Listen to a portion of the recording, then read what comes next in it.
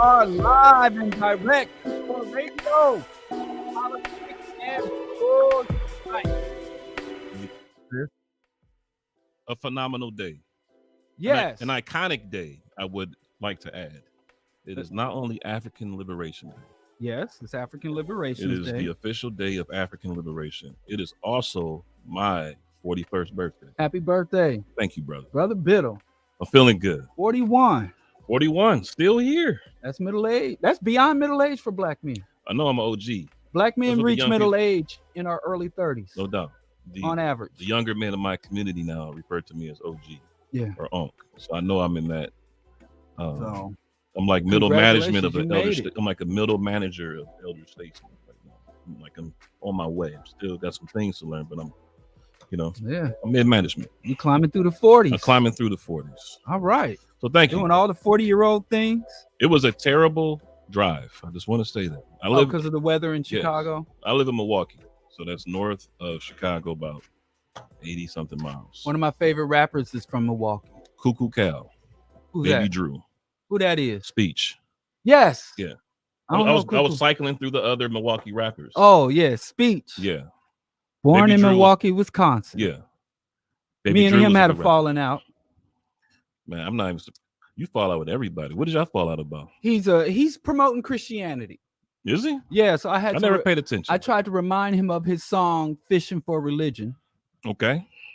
Where he said the government's happy with most Baptist churches because they don't do a damn thing to try to nurture us. Brothers and sisters want a revolution. Baptist teaching dying is the only solution. Passiveness causes others to pass us by. Whoa. You know, he said all that. Wow. And then he's up here telling us to wait on God.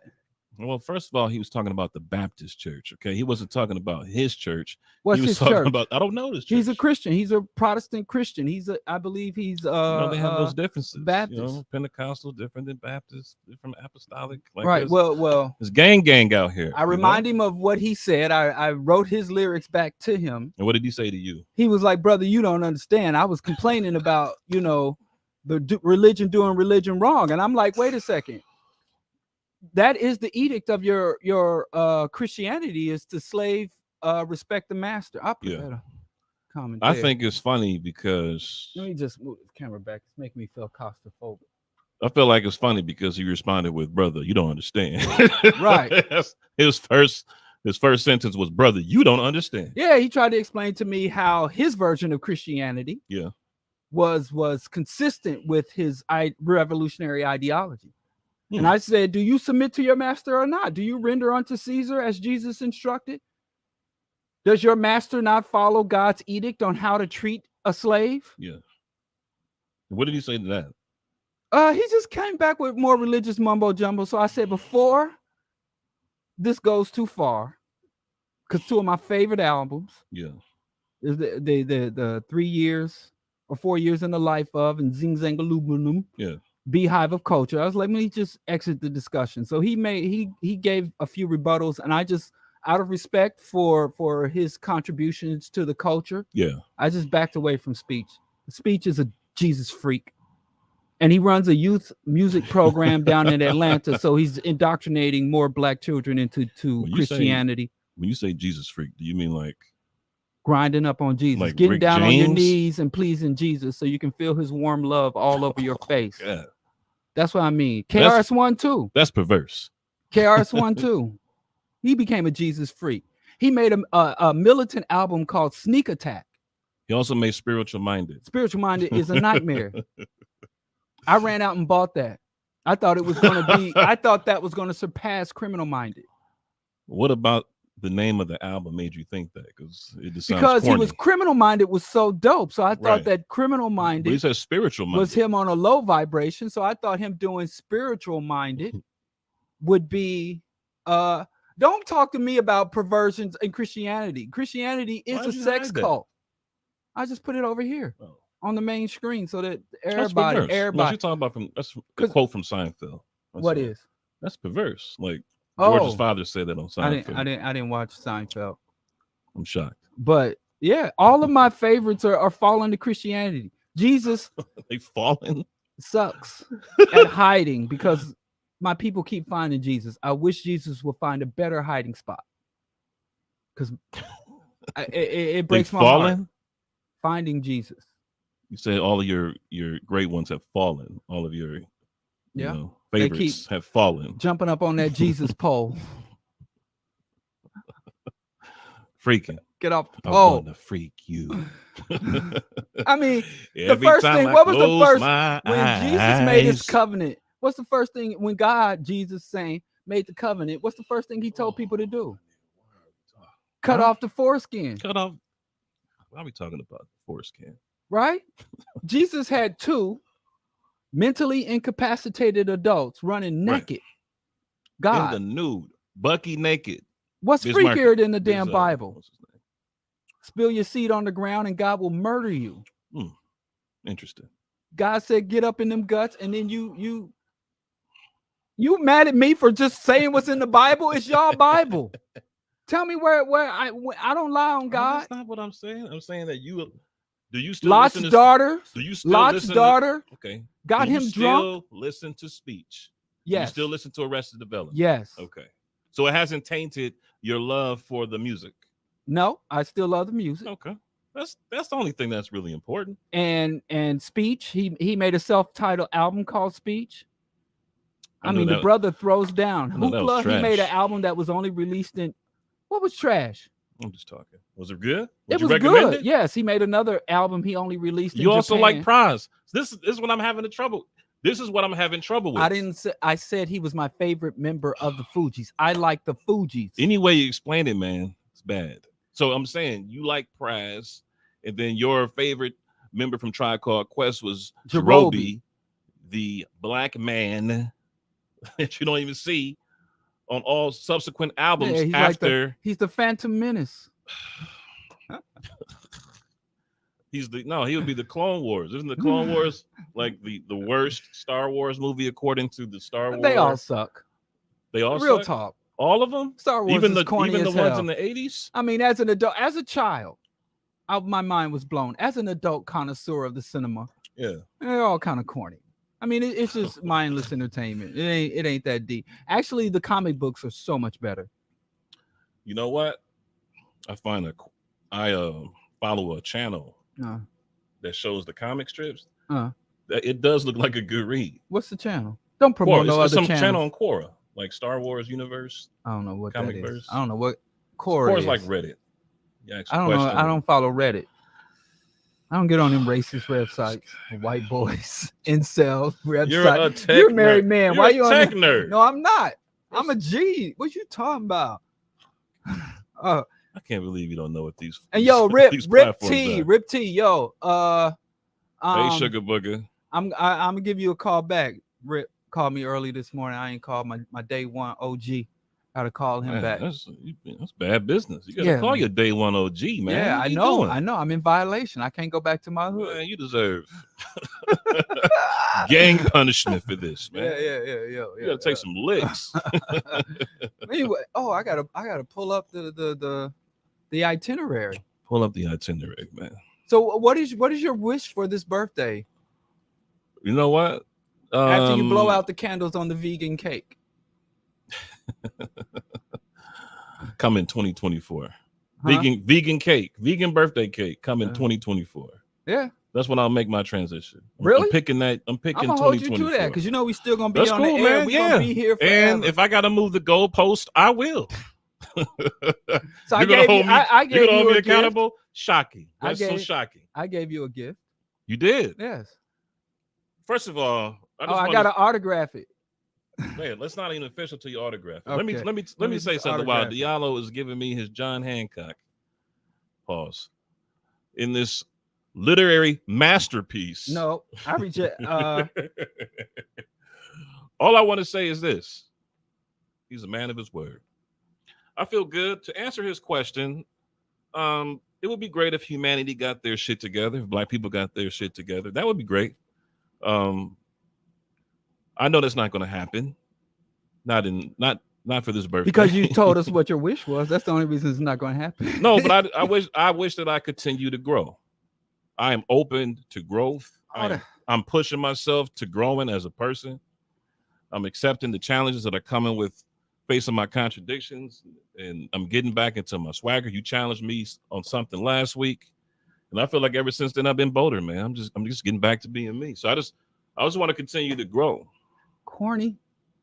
I remember the old school Black Star. You being all adult and mature. What happened to Black Star? Black Star's that's the bullshit part of the show. Dude. That's what. Okay, he's still there. He's still in there. Yeah, he's just mentally balanced. Okay, his chakras are aligned. That's all. All right. No, but I got some really good. Like today, my lady said something really deep and provoking on social media in light of my birthday, and so did my oldest teenage daughter. So back to back, they just gave me these beautiful tributes on social media platforms, and it melted my heart. Don't start crying. And it made me cry. Before you were in here, Alpha Status show, man. Stop. Before you walked in here, because I always get here first. I just want people to know, even though I live the farthest from the radio station, I'm always in the radio station first. Diallo brings his trifling ass in about 5 to 10 minutes later. I don't know how that happened, but I was crying. It shook me. How we gonna fill the vacuum, the void left by Kevin Samuels? I saw his funeral. Sentimental. I watched a little bit of his funeral. Was it like horse-drawn carriage? Was it a high-quality funeral? You know what? It looked like a funeral. It looked like it looked like the funeral you give somebody you don't like. Really? Yeah. It wasn't elaborate. It wasn't because the GoFundMe got snatched down. That's because it was a fake family using it. But it wasn't like the type of. You could tell that he wasn't that beloved. Yeah. By friends and family alike. Like he was. He was the black sheep. I got a hot bar from Cassidy. Hello, Kayla. How you doing? I got a hot bar. My daughter. Oh, that's Kayla. Your daughter? Yeah. Hello, Kayla. I got 4 of them. How old is she? Kayla's 8. So I got Maya will be 16 this year. Okay. My son Bean, we call him Bean, but his name is Ian Jr. He's 11. I should have had a junior. I messed up. My daughter Asha Salah will be 10 this year. Yes. And then Kayla's 8. All right. Yeah, man. But don't let them start crying. I'm gonna just block all your kids off of the feed, putting the heart emojis and stuff, because I can't have them on here crying. We trying to fill a void left by. Because you notice before we came on air, Kevin Samuels exited the air. I know. That's divine. Like that's what I'm saying. So that was divine intervention. We shout out to God. Oh, somebody's sympathetic to you. Somebody's empathetic. Shout out to God for getting Kevin Samuels off the air and getting us on the air. You thank God. Thank God. I thank God. See, I think coincidence, because there's no God for me. Yeah. We're working on you. So we're working on you. You know, I got 3 girls. Sorry, 3 girls, 4 kids, 3 girls. 3 sorry, girls. Okay, sorry. She's like the fact checker. But yeah. He don't want a junior. See, me and James got to be his own man. Yeah. I didn't want a junior. I want a junior for immortality purposes.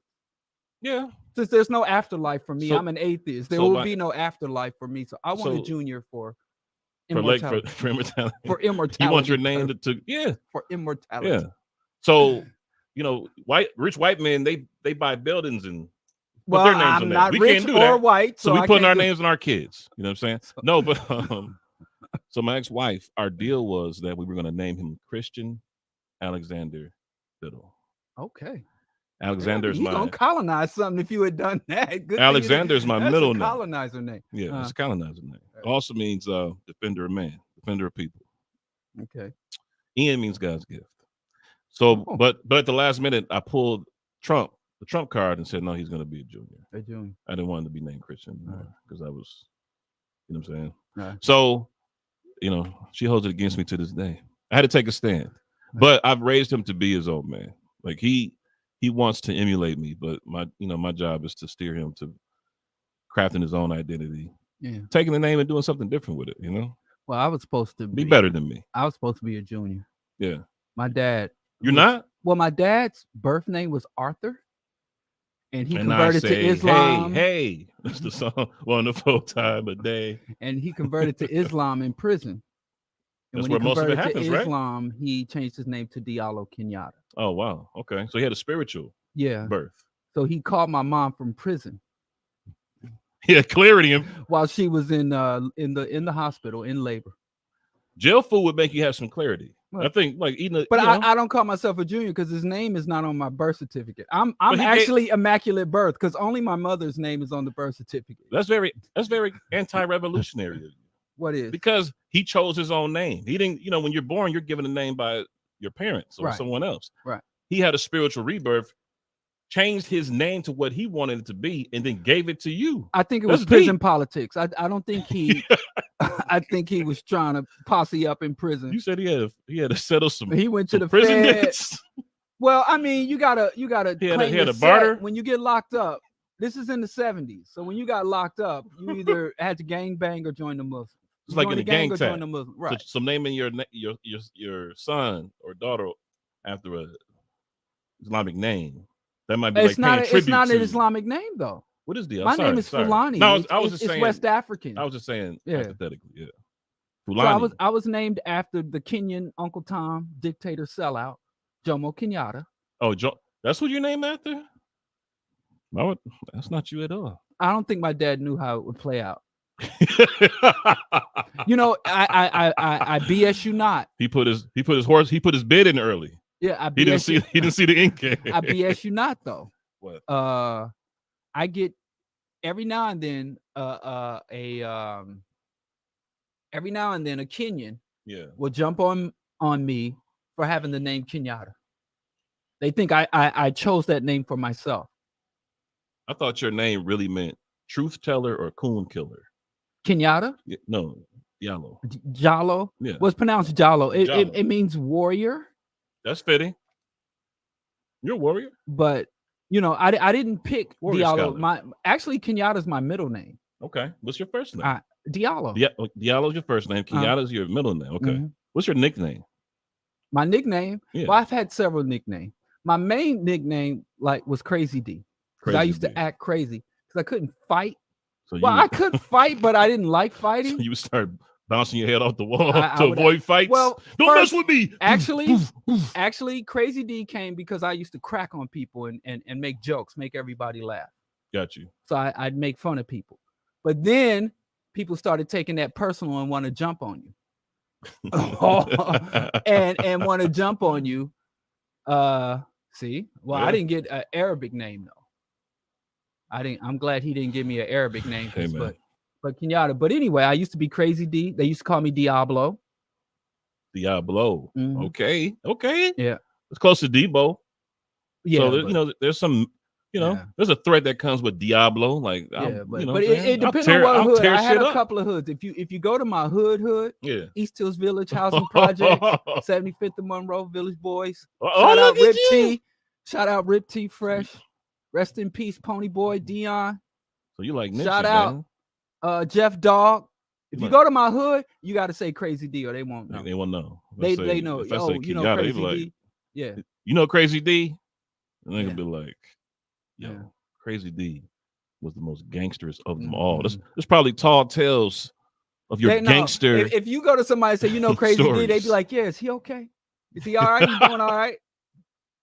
Seriously, man. Shout out to Jeff Dog. I was about to get beat with an aluminum bat, and Jeff Dog said I was always getting rescued. Shout out to my hood. After the story about you getting beat up on the basketball court. Oh, that was for I Jesus. Can see why. I'm just saying. You better praise God, or I'm a shooting. You talk a lot of shit, so I can tell that you had a fight. Yeah, you know what I'm saying? You talk a lot of shit. For my First Amendment right. It is to say what I want to say. Exactly. As nasty as I want to be in 2 Live Crew. I just want to Diallo. Getting back to Diallo being a man of his word, a man of character and integrity, which we need more than the community. Yeah. Oh, but that's my gift. He gave me one of the most wonderful gifts. It's called. You haven't read it yet. How do you know? It's called Blood in Your Mouth. In my mouth. The Propaganda Conspiracy Poems. That's the cameras over there. Blood in my mouth. Blood in my mouth. You know what I'm saying? And this is him. No, that's not me. You. Who is this? That's conspiracy. Conspiracy. Yes. This is you. That's propaganda. This is you. This is him in the back, smiling.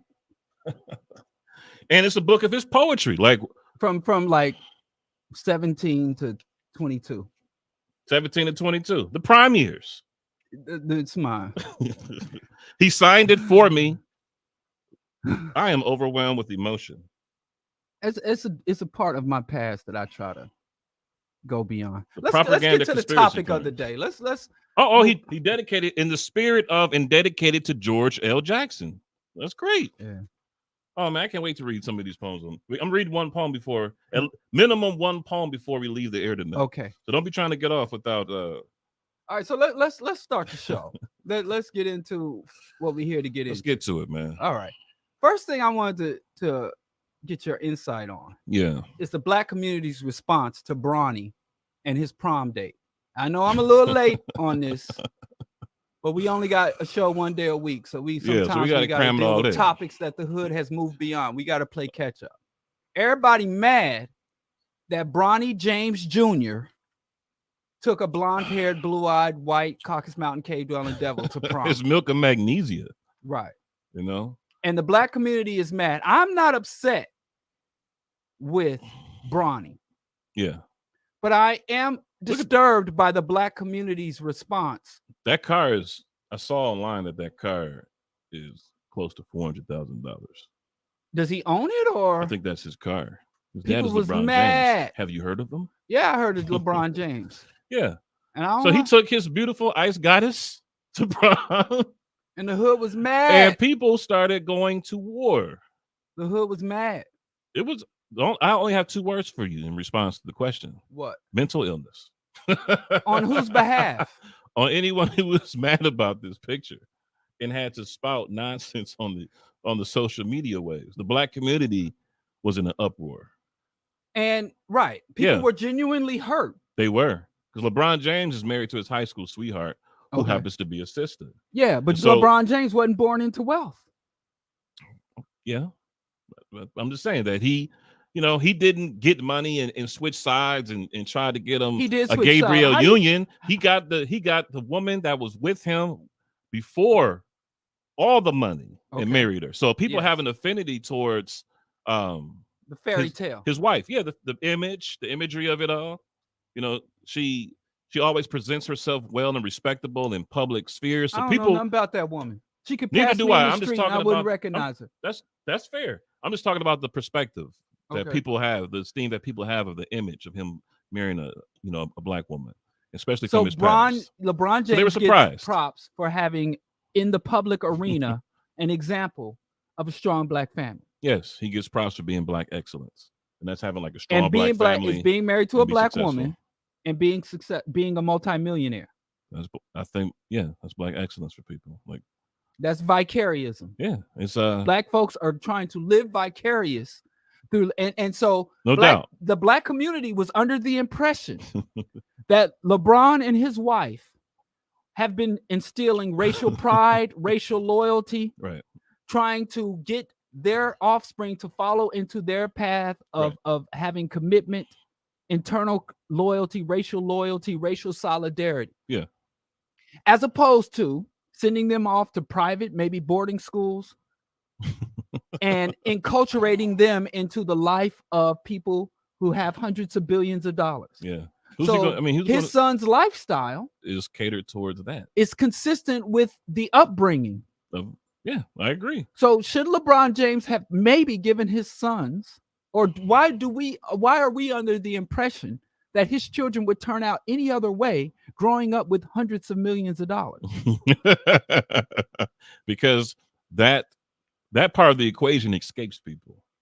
I think Black people, I think the way they think about success is that even though I have to, my proximity to whiteness is what makes me who I am in that system, and I'm cool with that, but I'm still going to retain my Blackness while I do that. I think that's how people view it. Like, you're supposed to be that successful, but still retain some level of Blackness. Is that possible? No, it's not. Like, you're not going to be a revolutionary billionaire. Right. You're not going to be a revolutionary pop star. Like, when you are in that atmosphere, you kowtow to the systems of power and indoctrination. Like, that's the deal you make for being there. Like, I'm of the belief that every entertainer has a CIA handler. They have handlers that tell them to tweet stuff and post stuff, that tells them to go to certain funerals for deceased politicians. Like Dave Chappelle going to what's John McCain's funeral comes to mind. Just like what? Like you have somebody tell you to do that. You know, for you to have access to what you have, there's certain things that you just have to do. And one of the stories that I really I look at is Russell Simmons. When Russell Simmons started getting hit with those sexual assault allegations and those rape allegations, he was able to liquidate all of his material assets and was protected long enough to go to a country with no extradition until the statute of limitations of his cases termed out, and then he was allowed to move back unscathed.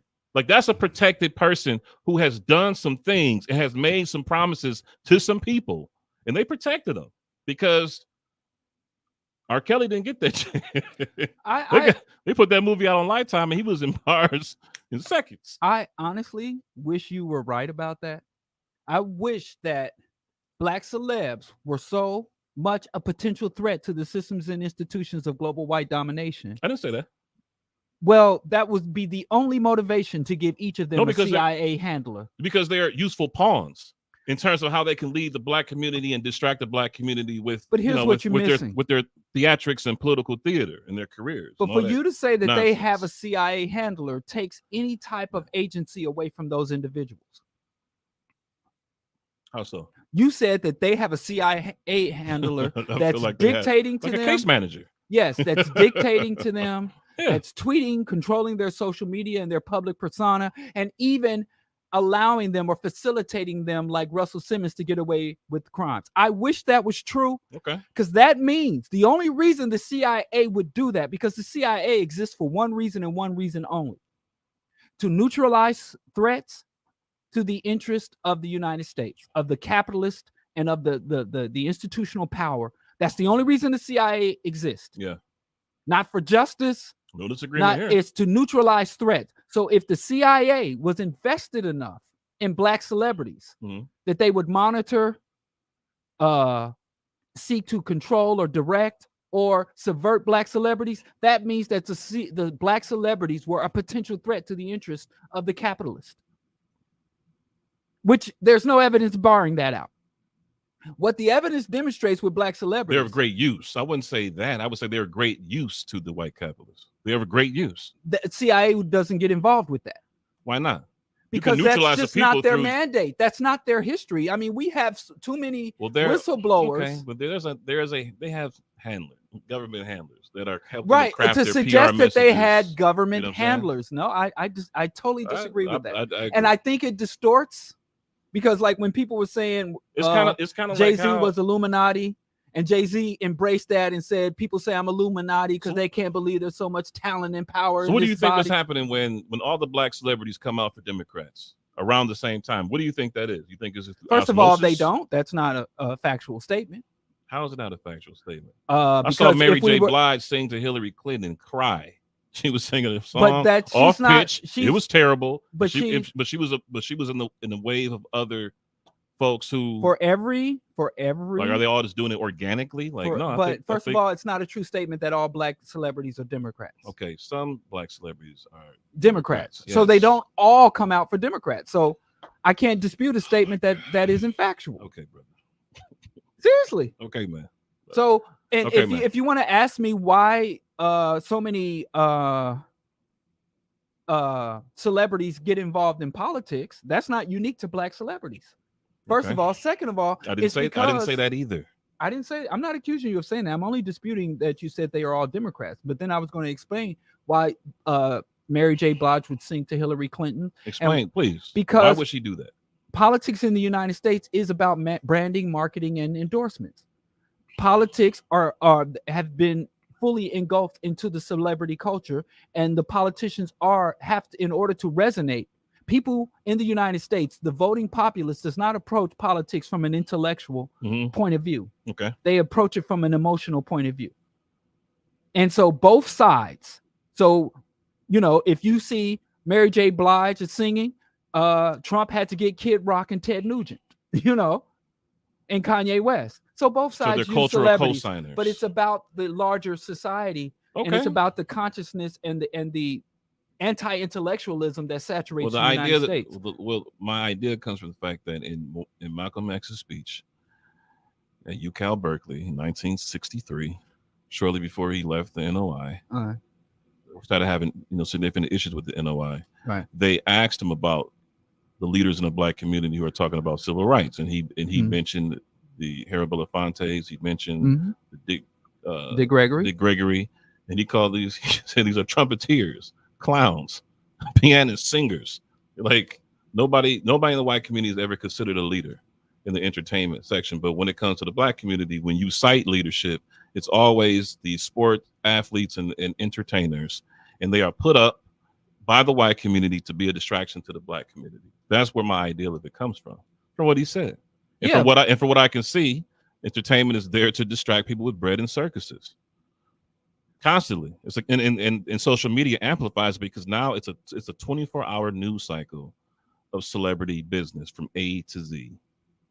And so my opinion is that they are used by the government, by powerful people in politics, in business, and in other sectors to control the propaganda when it comes to Black people. Like, there's a reason why Jay-Z and Beyonce are considered like king. They call them Hova. They call her the queen. Like, people see them as symbols of Black excellence.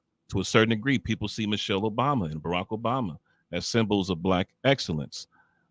People see, like, when you use those words, those type of folks would come to mind.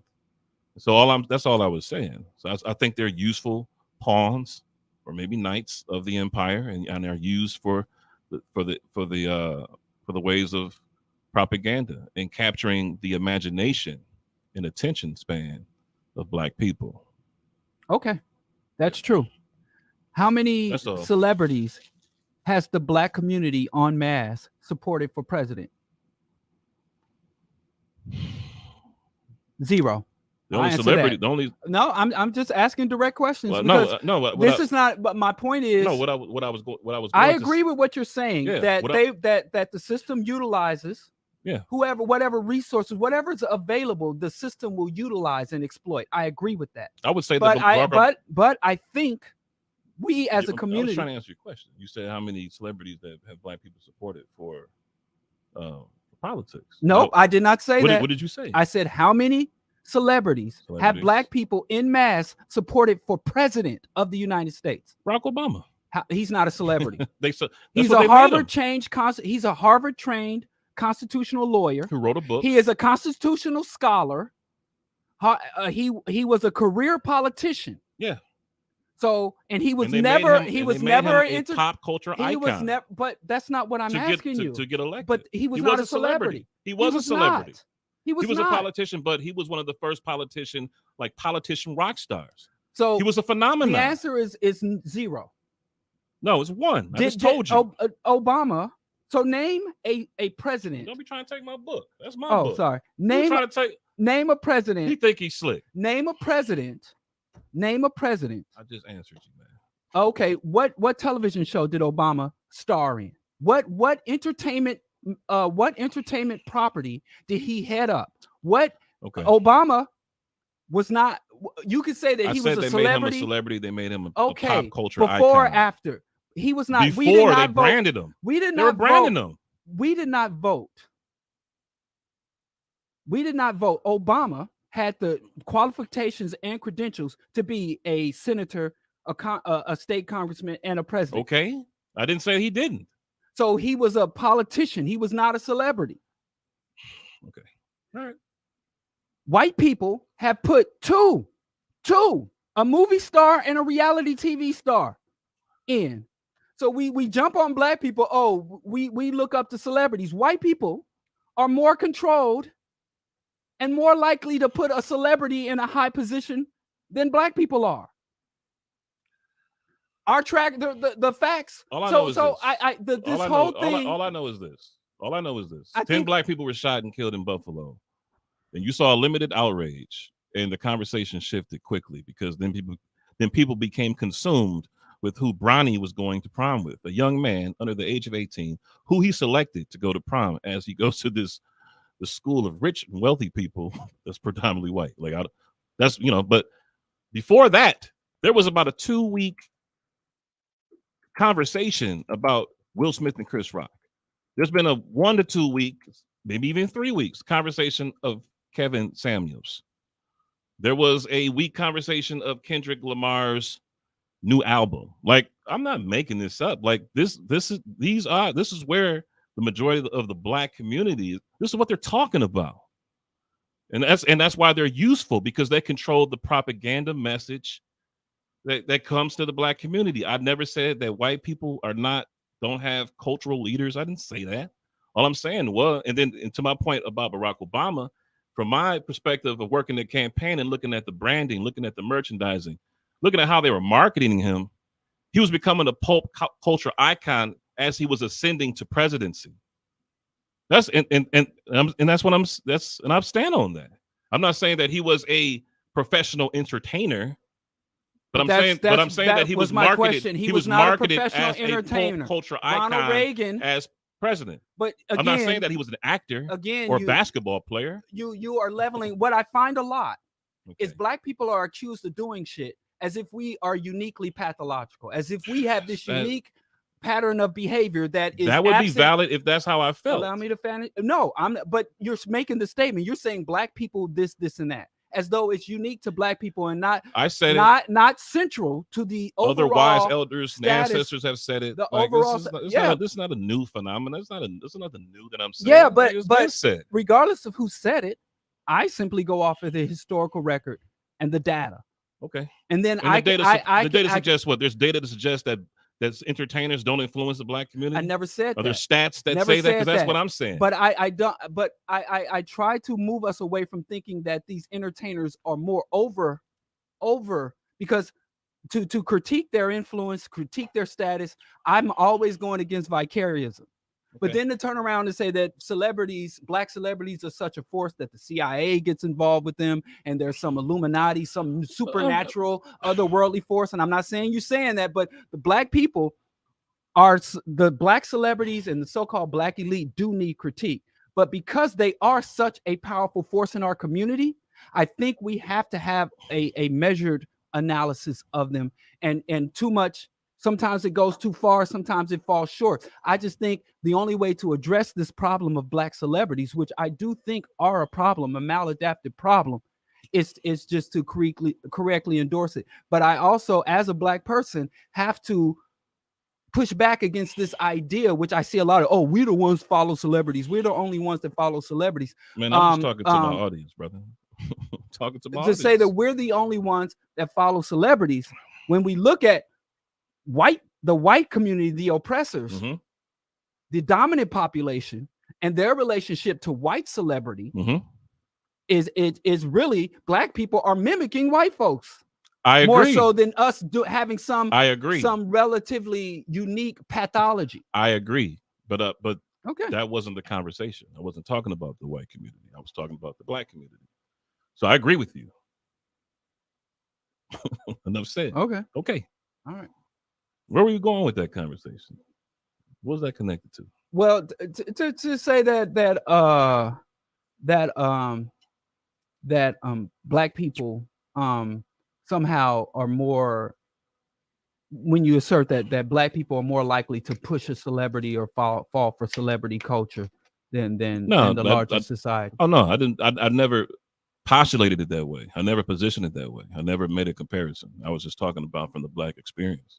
If the question was about the general American perspective or white people, then my answer would have been different. It would have included that type of context, but I didn't feel necessary since I know who I'm talking to when I'm on this microphone. That's all, brother. Okay. And from across this microphone, like, you know where I'm coming from, man. Yeah. But no, they don't. A lot of these Black celebrities, and I always appreciate your perspective, are conscious and deliberate sellouts, and they are active and enthusiastic allies of the status quo. That's all. They don't need CIA handlers because they are self-driven sellouts. They are self-directed sellouts. Okay, can I share something? When I was in politics, I was presented in certain rooms with certain powerful people, well-financed people, who told me, if you want to be mayor, if you want to be congressperson, because a lot of people saw the potential for me to go very far in politics. Right. So I've had these conversations, and I'm not anywhere near, whatever a Barack Obama is or a Jay-Z is. Like, I'm just talking about a young 29-year-old young man from Milwaukee, Wisconsin, who was a county supervisor over one of the poorest black districts in the county. And I was considered progressive, considered radical. And the whole time they were seducing me with promises of what my career could be if I said certain things publicly or supported certain policies. They would talk about the super PACs they could finance, the many ways that they could put money into my campaign account, the luxury suites at the Bucks games and the Brewers games and the Packer games, like, the tea times with the oligarchs, like that was explicitly stated in those back rooms. Yes. And I resisted that, which is why to this day, my name evokes certain passions in the city of Milwaukee. So I'm just saying that if it happened to me at a smaller scale, I can only imagine what it would happen to somebody who can make white people millions and billions of dollars and have the active imagination of your most prized possession in your community, your young people, like have the minds of young people. That's powerful. That's all. The imagery of it all is powerful. You got brothers still who will fight each other in the barbershop over LeBron James and Mike Jordan. Like, people who know each other. You don't even know these guys. You're about to fight. I've seen grown men fight over conversations about basketball to understand like how powerful these figures in sports and entertainment can be on the black community, but the community overall. That's all. Yeah. That's all I was saying. All right. Yeah. Okay. Yeah. And I do want to say this. So I worked the Obama campaign in Milwaukee. I worked it in Chicago, Gary, Indiana, Cleveland, and Detroit. East Chicago, Hammond, like the Black Middle West. I worked the Obama campaign. The only place, I think I did a little bit of St. Louis, not a whole lot, but just a little bit. And the energy that the black community had on the ground level for Barack Obama after the primary was crazy. Like, you could feel it in the air. Like, people really thought this man was going to do some things. They recognized this moment in history and what his family and his wife and the imagery of his children were playing in this moment of time and space. You've even voted for Barack Obama in 2008. Dr. Carr from Howard University, who I respect, support Obama, though. Voted for Barack Obama in 2008. I didn't support Obama in 2008. Okay. But a lot of people, there was electricity around on the ground, talking to voters on the ground at the shopping markets, at the malls. Like, it was a movement. You know what I'm saying? You had rappers making songs, Young Jeezy with Nas making My President is Black. Like, it was a movement. They made that presidential campaign more than a political campaign. They made it a cultural movement. Can I say something to that? Go ahead. White people still outdid us. White people have shown themselves to be even worse than that. Because let me say this. If you look at Obama's re-election campaign, the enthusiasm dropped precipitously. His critics were extremely vocal. And even to this point, Obama is daily losing support. Whereas Ronald Reagan won with a bigger majority than Obama. I don't think many of our listeners were probably very young, if they were even alive during the Reagan campaign. But Reagan's campaign was major. And he won with the largest. He took all states. He swept all 50 states. I didn't know that. Except for one. I think he lost like New Hampshire. He lost one state that his opponent was from. Basically, with he had an overwhelming with victory. The largest majority, a dominant victory. And here he was elected in 1980. He defeated an incumbent with the largest majority of any president in the history of the United States. Yeah, he royally effed over the white working class. He did. And in 2020, they still love him more. You get more love amongst the white Republicans for Ronald Reagan than you have amongst black people. So politically, you mean black people for Obama versus white people for Ronald Reagan? Yes, Ronald Reagan is more of a mythological figure. He is. He's like a tall. He's like a tall tale. And I'm only white supremacy. And I'm only making this suggestion because a lot of times people want to blame black people's problems on black people. Oh, look at black people don't understand. We got behind Obama and we believed Obama's lies. Yeah, we believed Obama's lies, but when there was evidence that Obama was a chump and a sucker, We were more quickly to embrace the reality of who Obama was than the white majority has been to embrace the reality of who Ronald Reagan is, number one. I agree.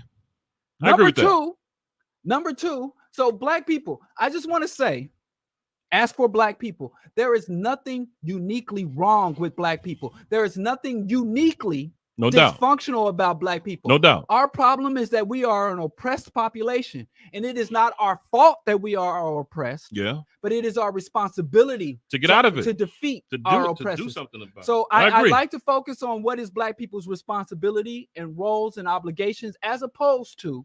So every time I bring up this, because Lord knows I love talking bad about black folks.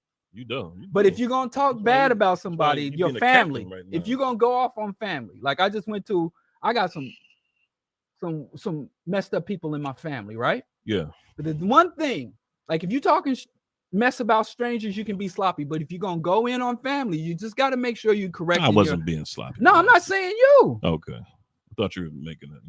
No, just look at me as Jermaine Jackson. You're the Grinch. You're the Black Power Grinch. Yes. I gave you that nickname. But now it's one of the most befitting nicknames. But you got me on defending black folks.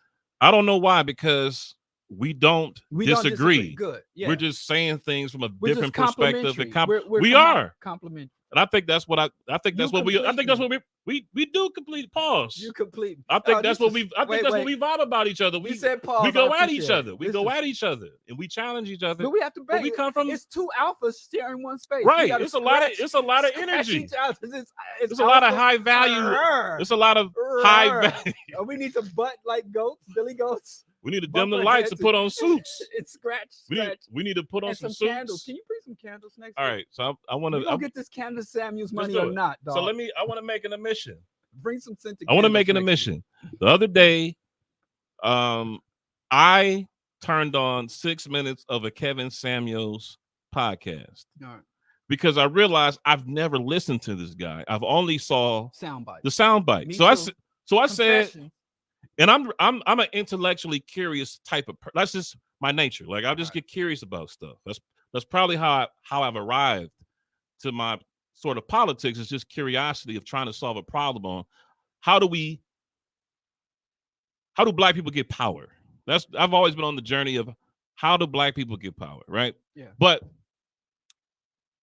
I listened to Kevin Samuels because his funeral was on the other day. And a lot of the YouTube trolls and social media correspondents in the black community, they were talking about the funeral and they were just going in. Like they were just like, this is cheap casket. You know how black folks, the casket is cheap. If the if the eulogy is whack, if the pastor isn't a big name, like this is not a high profile funeral. Like not a high value. It's not a high value funeral. Like my grandma, she was a big wig in the Christian community in Wisconsin and Milwaukee, so she had like a funeral. Blame Cole. And you wasn't going to say they used. Right? He looked crazy. All them nice GQ. But I'm just saying she had like she went out with gold caskets type stuff. Like it was one. Kevin Samuels, he kind of went out in a cardboard box. That's what they're saying about the funeral. Like it wasn't well attended. He was a cute baby. The message, yeah. Ooh, look at them baby pictures. Look at that baby. So it gives you the feeling that alpha baby. That in terms of the people that knew him the best, he might not have had the best relationships. So I listened to one of the podcasts for like 6 minutes, and it was the most ridiculous stuff I've ever heard.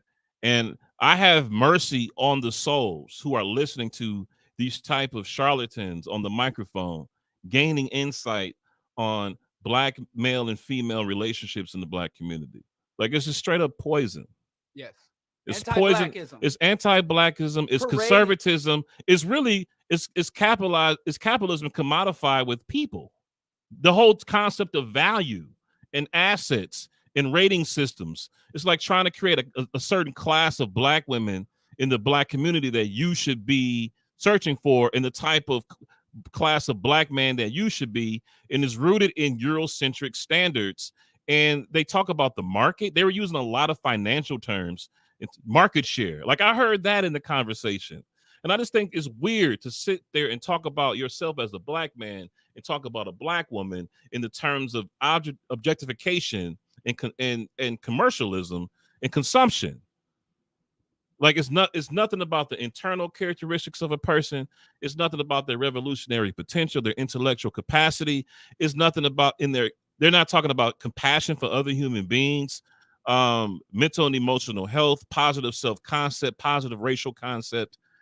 You know, I just want to, here's what I inform Black people. Yeah. Here's the rule of thumb, African people.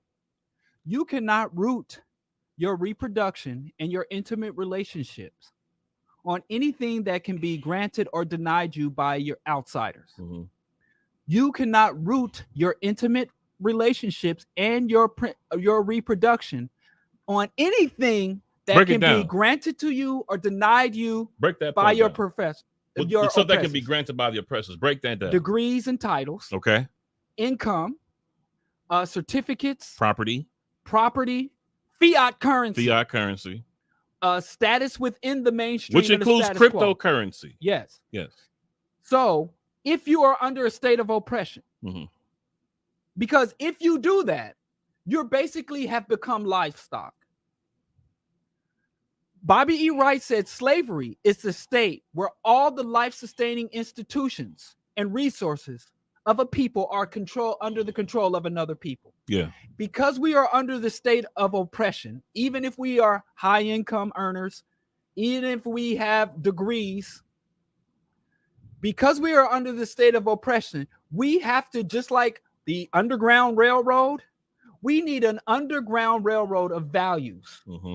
In terms of how do we measure whether this person is worthy of reproduction, worthy of intimate partnership, even worthy of friendship and companionship. Right. A rubric. We need things that are a separate, counter to, and unassailable by our oppressors to say whether or not this person is worthy of reproduction. No doubt.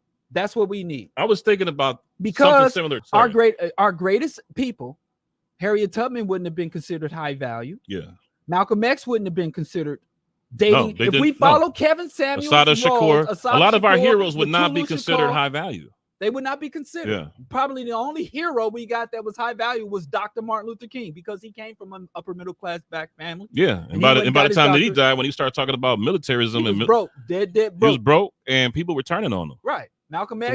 So when Dr. King made his most radical conversions in political ideology, people turn their backs against them. Yeah. So yeah, that's the one thing I say to black folks. If you look at your spouse, your intimate partner, and say, why are we together? And if it's rooted in anything that can be granted to you or denied you by your intimate, and I ain't saying you can't get things. You can't hashtag goals. Yeah. You and your partner can't seek to buy property, seek to secure your education, advance your education, seek to enjoy material comforts, take family trips. I'm not saying you can't do that. Yeah. I'm saying that if that's what your relationship is rooted in, you have literally turned over the potential for longevity, the valuation, no doubt, and the continuation of your intimate and reproductive capacity. You no have doubt turned it over to your oppressor. Ashe. Because I know if I went broke tomorrow, that'd be the least of my worries. But if I started buck dancing and cooning for millions of dollars, my wife is going to leave me. If you start, but if you see Diallo doing Icy Hot commercials, just know, that he's under some powerful mind control. I do have a pain. He got some powerful debts to pay. If Diallo start doing Pizza Hut commercials, if you see Diallo, if they come out with a vegan pizza, I mean, I am advanced. I'm consistent with my values. If you see Diallo at the mall at 6:30 in the morning trying to buy Jordans, you know what I'm saying? Now that I won't do. That I won't do. I mean, can I spit a poem right now? Man? Yeah, we're about to switch over to the top of the hour, and we're gonna after the top of the hour, we're gonna talk about gun culture in America and how racist pro-gun culture is. Man, I want to find. Just read the first one. No, I want to get something that's going to be really good, man. Because you got to broke it down into sections. You know what I'm saying? Do you have one on relationships? I don't think so. What my mouth resistance? Let's read the first one, man. Let's start. Just read the first one. Well, he gave this to me as a gift, y'all. All those poems aren't mine, though. Yeah. Some of them are by conspiracy. So gotcha. I was going by the name of propaganda when I was doing poetry.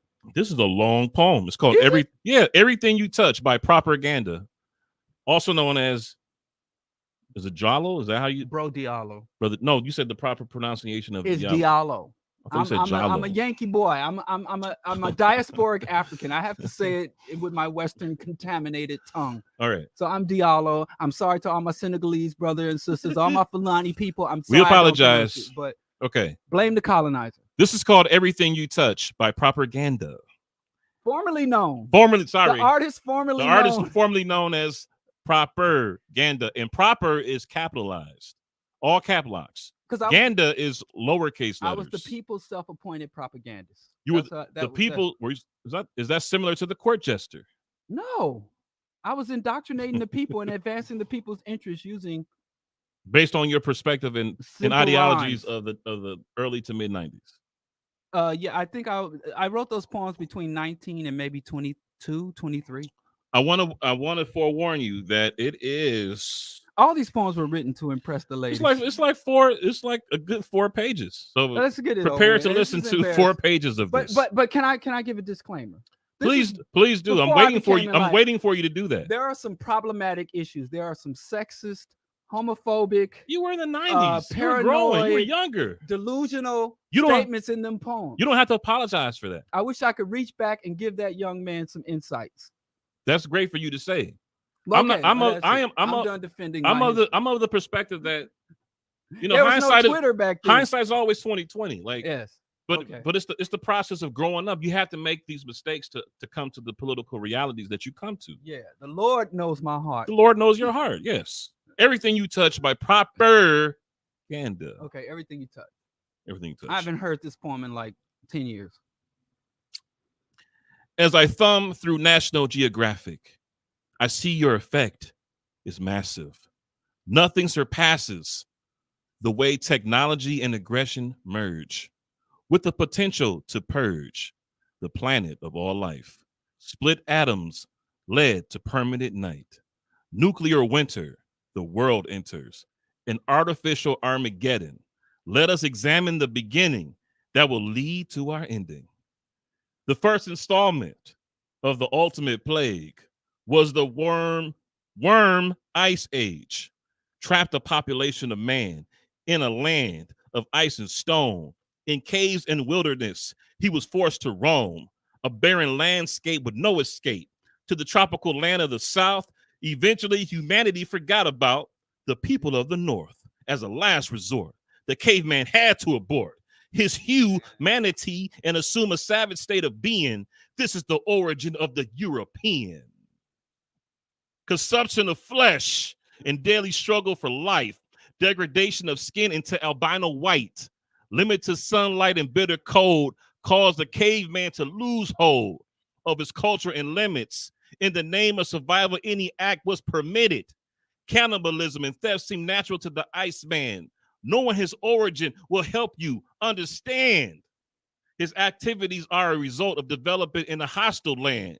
It became part of his being. Today, they are still aggressively keen in their exploitation and life ending. How many of you are comprehending the full extent of this stuff? Aggression is part of their genetic makeup. They can't learn to get along. Just look and you'll see they don't belong on God's green earth. Their racism and hatred starts at birth. If it was all equal, they'd be beneath you. Your skin is beautiful, black. Your skin is see-through. He knows this better than you. If white does not dominate black, black would consume white. There wouldn't be one Caucasian in sight. That sounds like an Ice Cube lyric. I'm just gonna say that. You don't want to battle me. When the worm, first of all, I'm enjoying myself. When the worm glacier receded, the whites proceeded to be exposed to what they were missing. Africans charted missions to bring provisions to the primitive other. Acting out of goodwill, we began to instill the whites with wisdom and learning. Our ancestors were determined to help the devils regain their lost souls, encourage them to behold all of God's glory, but they deemed it mandatory. The world's people be subjugated. All who resisted were eliminated. We made it all possible by allowing them into our schools. They had us fooled as they pulled the wool over our eyes. Look at the complex rhyme schemes. And the noose around our necks, they had no respect for our traditions, nor did they return the love. They fattened themselves on our blood. Once they obtained our knowledge, they proceeded to burn our institutions so none would learn. The wisdom of our ancestors, they claimed it as their own and placed a white god on the throne. They sparked the start of this global white rule. The system must familiar to you. They made our history invisible, claiming Khazars were the Jews. The rest is, they say, history. Today, masses live in misery, pollution of land, air, and seas, capitalist economies, nuclear capabilities, all a result of white supremacy. Down 2 world wars and the next on the way. No one knows the time of day, but it's no accident that they are hell-bent on ruling over all creation. Indian, African, and Asian, black, yellow, or brown, air, sea, and even the ground have all been scarred and contaminated by those who have always hated the fact that they ain't black. Why must everyone suffer for that? No matter how liberal or sophisticated, a white person is a devil in waiting. Everything they touch becomes corrupt. The world can't provide all they lust. Bars. Duh, that was cold. First of all, that was raw. That was cold, dog. Diallo. I wrote that in high school after I got booted from theology class. That after you get a DJ Primo beat. I wrote that. You get a soul sample beat. I wrote that in the security office of a Catholic high school. Diallo. Because I got kicked out of theology class. That was impressive. I want you to know that. The flow, the word usage, the word placement, it was cold. It was flowing. A lot of God. There's some choppy stuff, but it was flowing, man. That was cold, man. Oh, I'm impressed. I'm glad you liked it. I did. I enjoyed it. I think anyone who listened, they enjoyed the lyricism. They enjoyed the sound of my delectable voice. I used to speak with like a Midwestern twang, so it's good to hear it with like a Wisconsin accent. Like Nelly is the Midwest swang. Yeah. That's how I used to do my poems. Like with Hey man, as a thumb through National Geographic, I see your effect is massive. I like that. Abomatomically. That's how you came out, fam. Socrates' philosophies and hypotheses. That's how you spit, man. But I was just there. I met my wife at a poetry reading. Is that how it started? Is that? No, that's how it ended. That's how it ended. Yeah. After I got her, I stopped doing poems. That's all I was there for. I was doing it for the ladies. Casting nets. He was doing it for the ladies. Yeah, just to impress the girl. Okay, so on the night that you and Mingo hit it off, were you spitting? Were you performing? Yeah, it's an open mic at Brooklyn Moon. Is the poem that you were spitting in this book? I don't know. You have to ask her. I don't remember what I said. Oh man. Yes, it is. It is. What is it? I did hip hop. I did this poem called Hip Hop the first night I met her. So this is what and did then it. I got them 7 digits. That's in there. My man. I was gonna say the N-word. I pulled back. No, say, hey, if you're gonna say that, you letting people censor you. Whining. You letting people censor you. Yeah, I'm just trying to be community. But yeah, I did this poem called Hip Hop, and she wasn't very enthused. She was like, "Oh, that wasn't bad." I'm not going to stop saying the N-word, but I will try to limit my usage of it. They call it N-bomb. See, I got 2 N-bomb. That's extreme. I got 2 dudes that police me. What's that about? Kwabena, brother. Shout out to Kamana. Clear the airways part. He protests stations that do murder music. Okay. And so Kwabena, brother Kwabena. I respect that. And brother Bernard Creamer, who wrote that's the one I did. Okay. That's the one I want to. Should we finish this conversation about the N-word? Yeah, I want to read. You bagging Mingo is one of your greatest accomplishments. And that's it. That's all I've done. I don't know anything you ever done that is better than that. I peaked at that moment. I can't even say my kids were my greatest. Dr. Erica Mingo is a vibe. Yeah, I put the Mac down. Everything just came together for me that night. Yeah, and then she followed you. Yeah. Yeah. Then the rantings of a lunatic. She followed you. Yeah. It's amazing. Yeah. She changed her whole dietary. You know what I'm saying? You said she was a vegetarian, but she wasn't a vegan. There's a difference between vegan and vegetarian, right? Because you can eat eggs and still be vegetarian, right? Yeah. The vegan you cannot. Right. Right. So she changed another, dietary thing for you. So I have to read the poem that made you get the draws. Yeah. So if you need to, if you want, you got the draws. You like Tommy from Martin when he said, Dog, what does GTD mean, Tommy? Dog. You got the draws. All right. Wait, yeah. let me take my glasses off because I've been crying of laughter. After this, we're done. When I did the poem, when I spit that poem, I was holding back in my laughter so I could be articulate. Right. Be a well-spoken Negro. After this, we're done. Okay. Hip hop by propaganda. Hip hop has been colonized by those who despise it just a decade ago.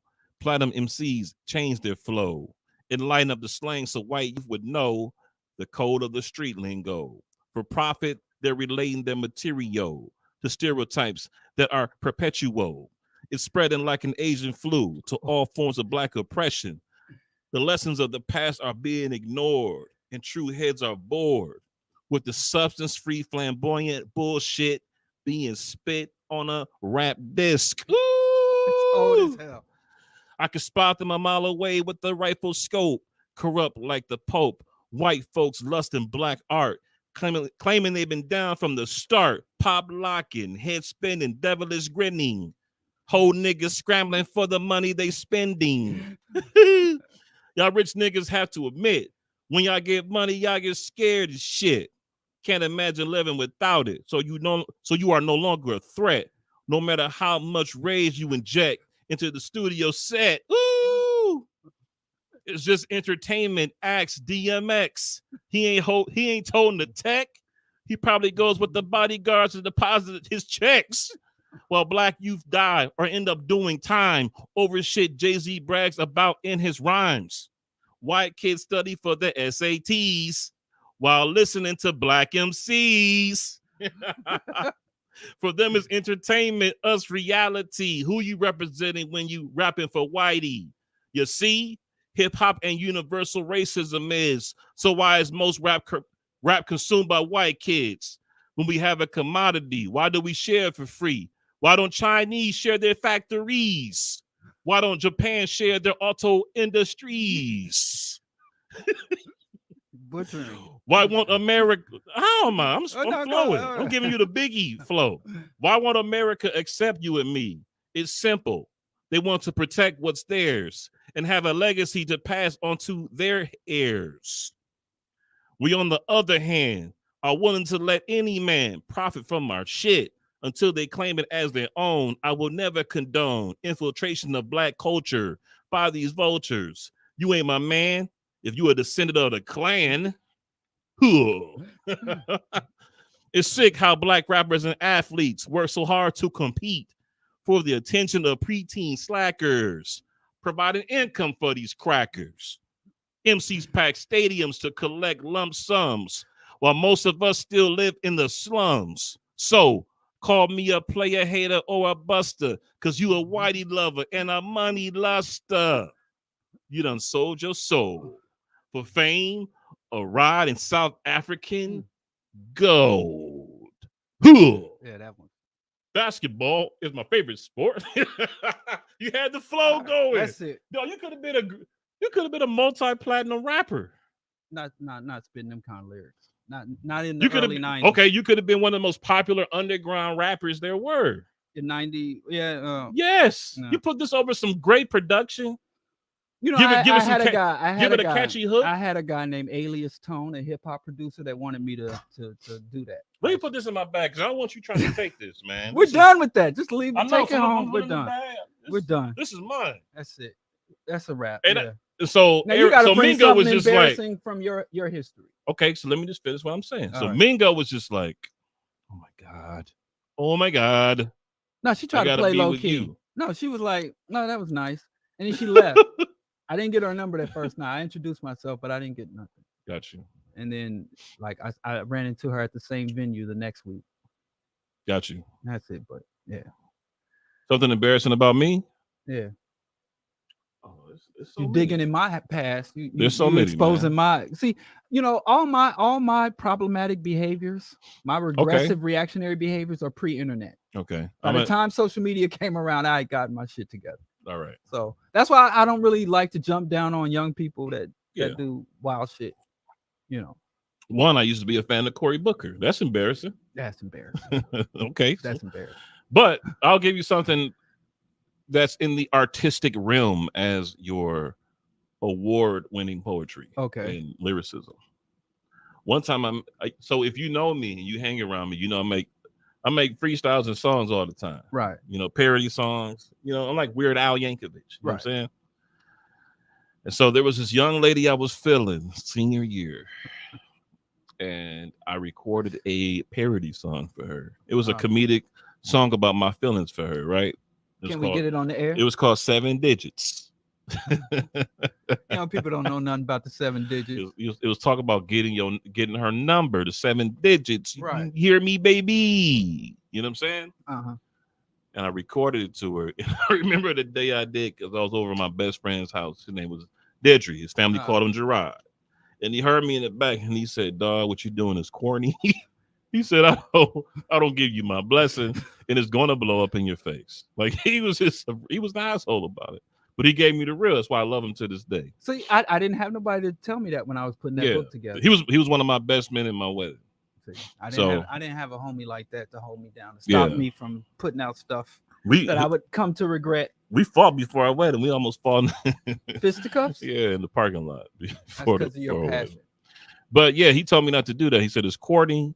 He said, I'm trying to tell you, I'm being your conscience. Don't do that. I did it anyway. Oh, you did it anyway? I thought. Yeah, man. Long time y'all. I did it anyway. You know what I'm saying? Like Pac said, it do for love. Pac, you a sucker. I'm a sucker for love, Pac. You know what I'm saying? Yeah. So I do it, and she plays it for the whole school. She was just playing it. She brought up a tape recorder. She brought up a CD, and she played it for people. She liked it. She liked it, and she shared it with people. Okay, I'll feel. And I got clowned for a good 2 weeks. Usually, you take a good lashing over a week when you do something bad in high school. Did the girl hook up with you? Did she? Nope. No? No, man. You didn't get the digits? She in the holler? I got the digits, but I didn't, you know what I'm saying? I didn't get what I wanted to get from her.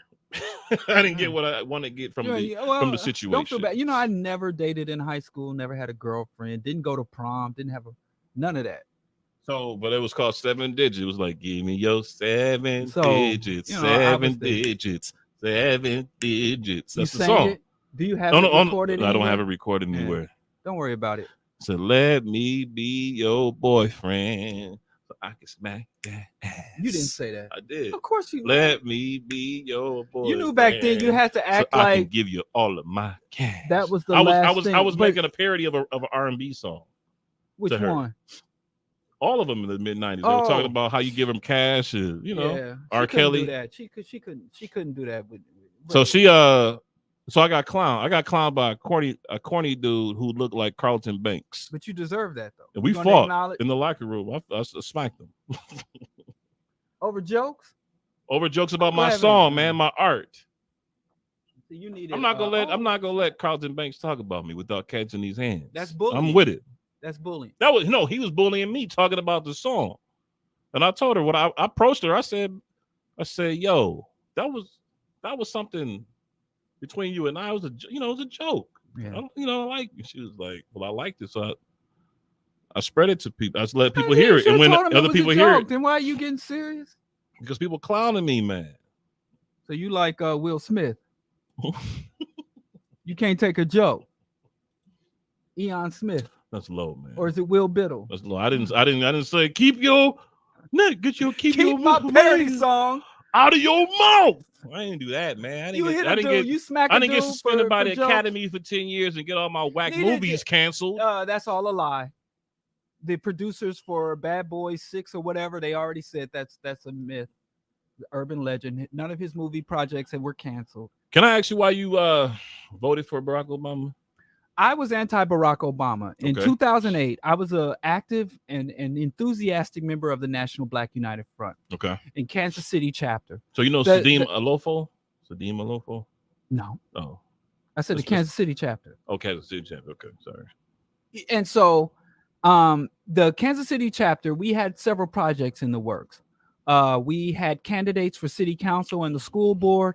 The MBUF elders had secured the ACE African Collegiate Campus, where it was the first African-centered, independently operated school where you could go from preschool all the way to high school diploma in a total African centered curriculum incubator. The campus was located on 40 acres. And there was a slogan we had called 40 acres and some schools. And so they had a political platform, MBUF. MBUF had a academic and school platform. And then they developed to partner with that an economic platform called New Tools. And it was basically to cultivate small, independent Black businesses. And so there was a scumbag whom I will rename nameless, who was a chief, who was the number 2 man in the combined region of Kansas and Missouri. And because Obama was very unlikely to win Kansas or Missouri, he had a 50-state program. So, but he just basically merged the team to handle, like Eastern Kansas and Missouri to Columbia and parts of St. Louis. Okay. And so this guy was I had a restaurant called Cafe Seed, which was the first vegan restaurant in Kansas City, right? Yeah. And so the whole Obama Midwestern campaign for Kansas and Missouri would meet at my restaurant. Okay. Me and it was a watering hole. Yeah, they would sit Kitchen there cabinet and type pretty stuff. much conspire to get Obama in office. It was kitchen cabinet meetings. And my business was the only Black-owned business in the entire Midwest. It's dope. That you're a first Black something that did not not have Obama posters and stuff in the window, right? Yeah. You didn't have the placards like small business. We didn't have nothing. You didn't do nothing. We didn't have an Obama poster. This is us. Got it.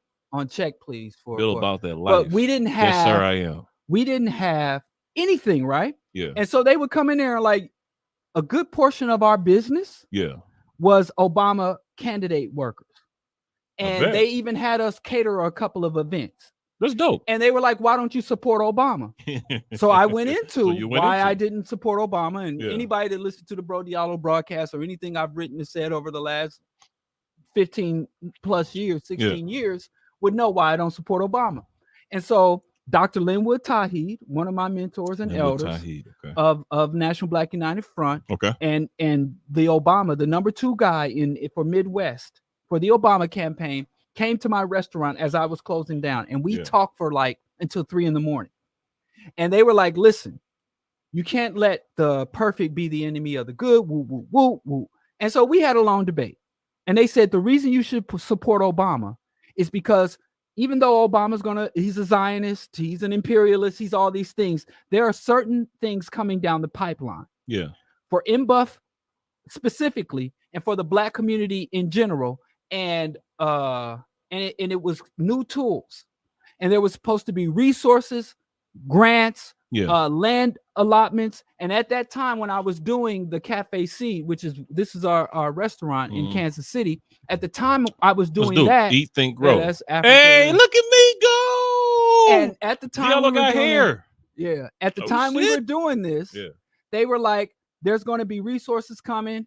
We had a farm, an organic farm in Bonner Springs. That's dope. We had a plan for vegan outreach and ecological. It's like all Black everything. Yeah, we want. And so that's what they were saying. And they was like, so even if you don't support Obama, you should support him based on these policies. And the potential. Yeah. And so then political program. They gave me an Obama sticker and I put it on the cooler.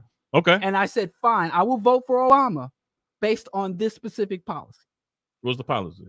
Was the New Tools, support for the New Tools policy. Dr. Linwood Tauheed, who was a PhD economist. Do you remember the policy? Like it was basically the same hustle they running now with supporting Black business. It's basically legislated reparations. Gotcha. So they would come with resources and money for not just Black businesses, because I'm like, Black business is not enough.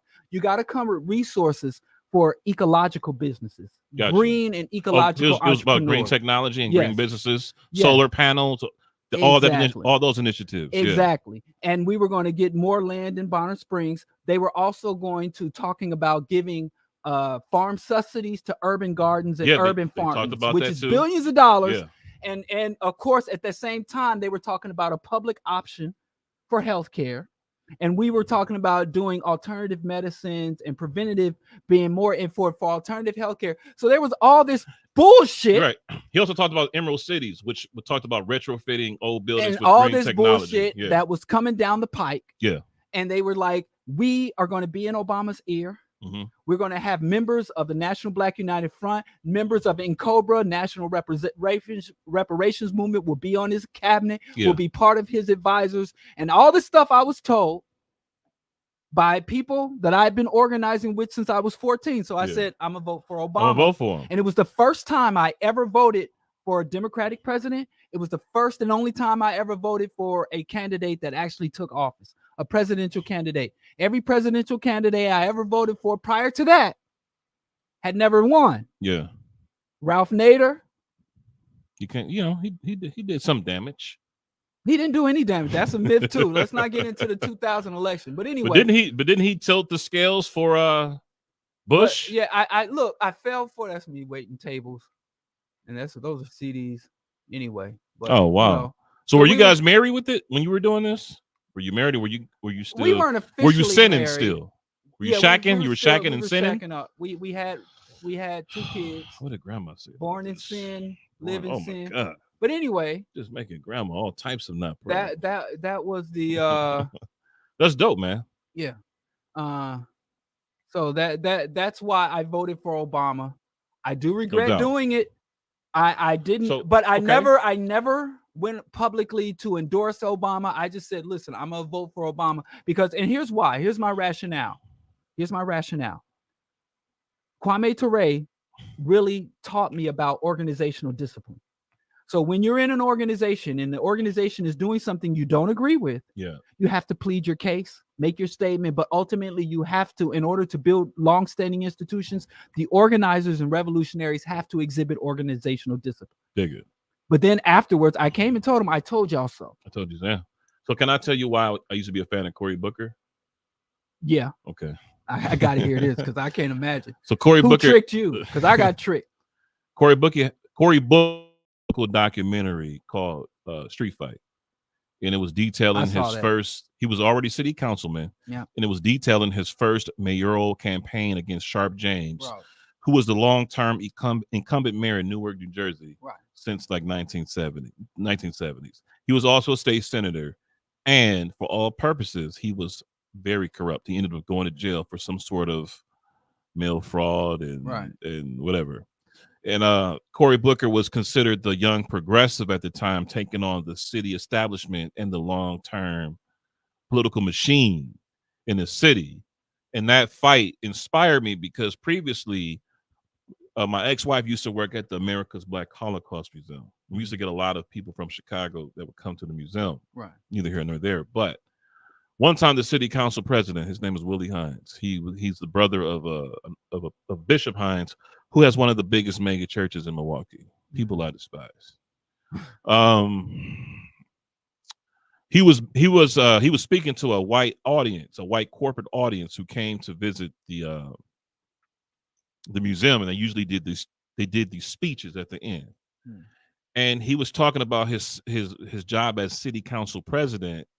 And basically how he does this job out of charity, he really doesn't need it because he could be making $200,000 and $250,000 in the private sector, consulting and working for corporations. So he was doing this out the goodness of his heart. It sounded very, very coonish. He made one of the most coonish speeches in the history of Black America because it inspired a young man who had no political ideology whatsoever, no militancy whatsoever, to go to the computer and see what a city council person did and what a city council president is supposed to do. Right. Like his fight inspired what inspired me to get into politics. Right. So that's why he became my hero and then my political hero. So it was him, it was Adam Clayton Powell, and it was Harold Washington. Oh, another sucker. So it was those individuals in Black politics that inspired me to go against the Democratic Party establishment. And so that's what started my political career. Now, the more that I gained in political ideology, I became opposed to the policies and political aspirations of Cory Booker.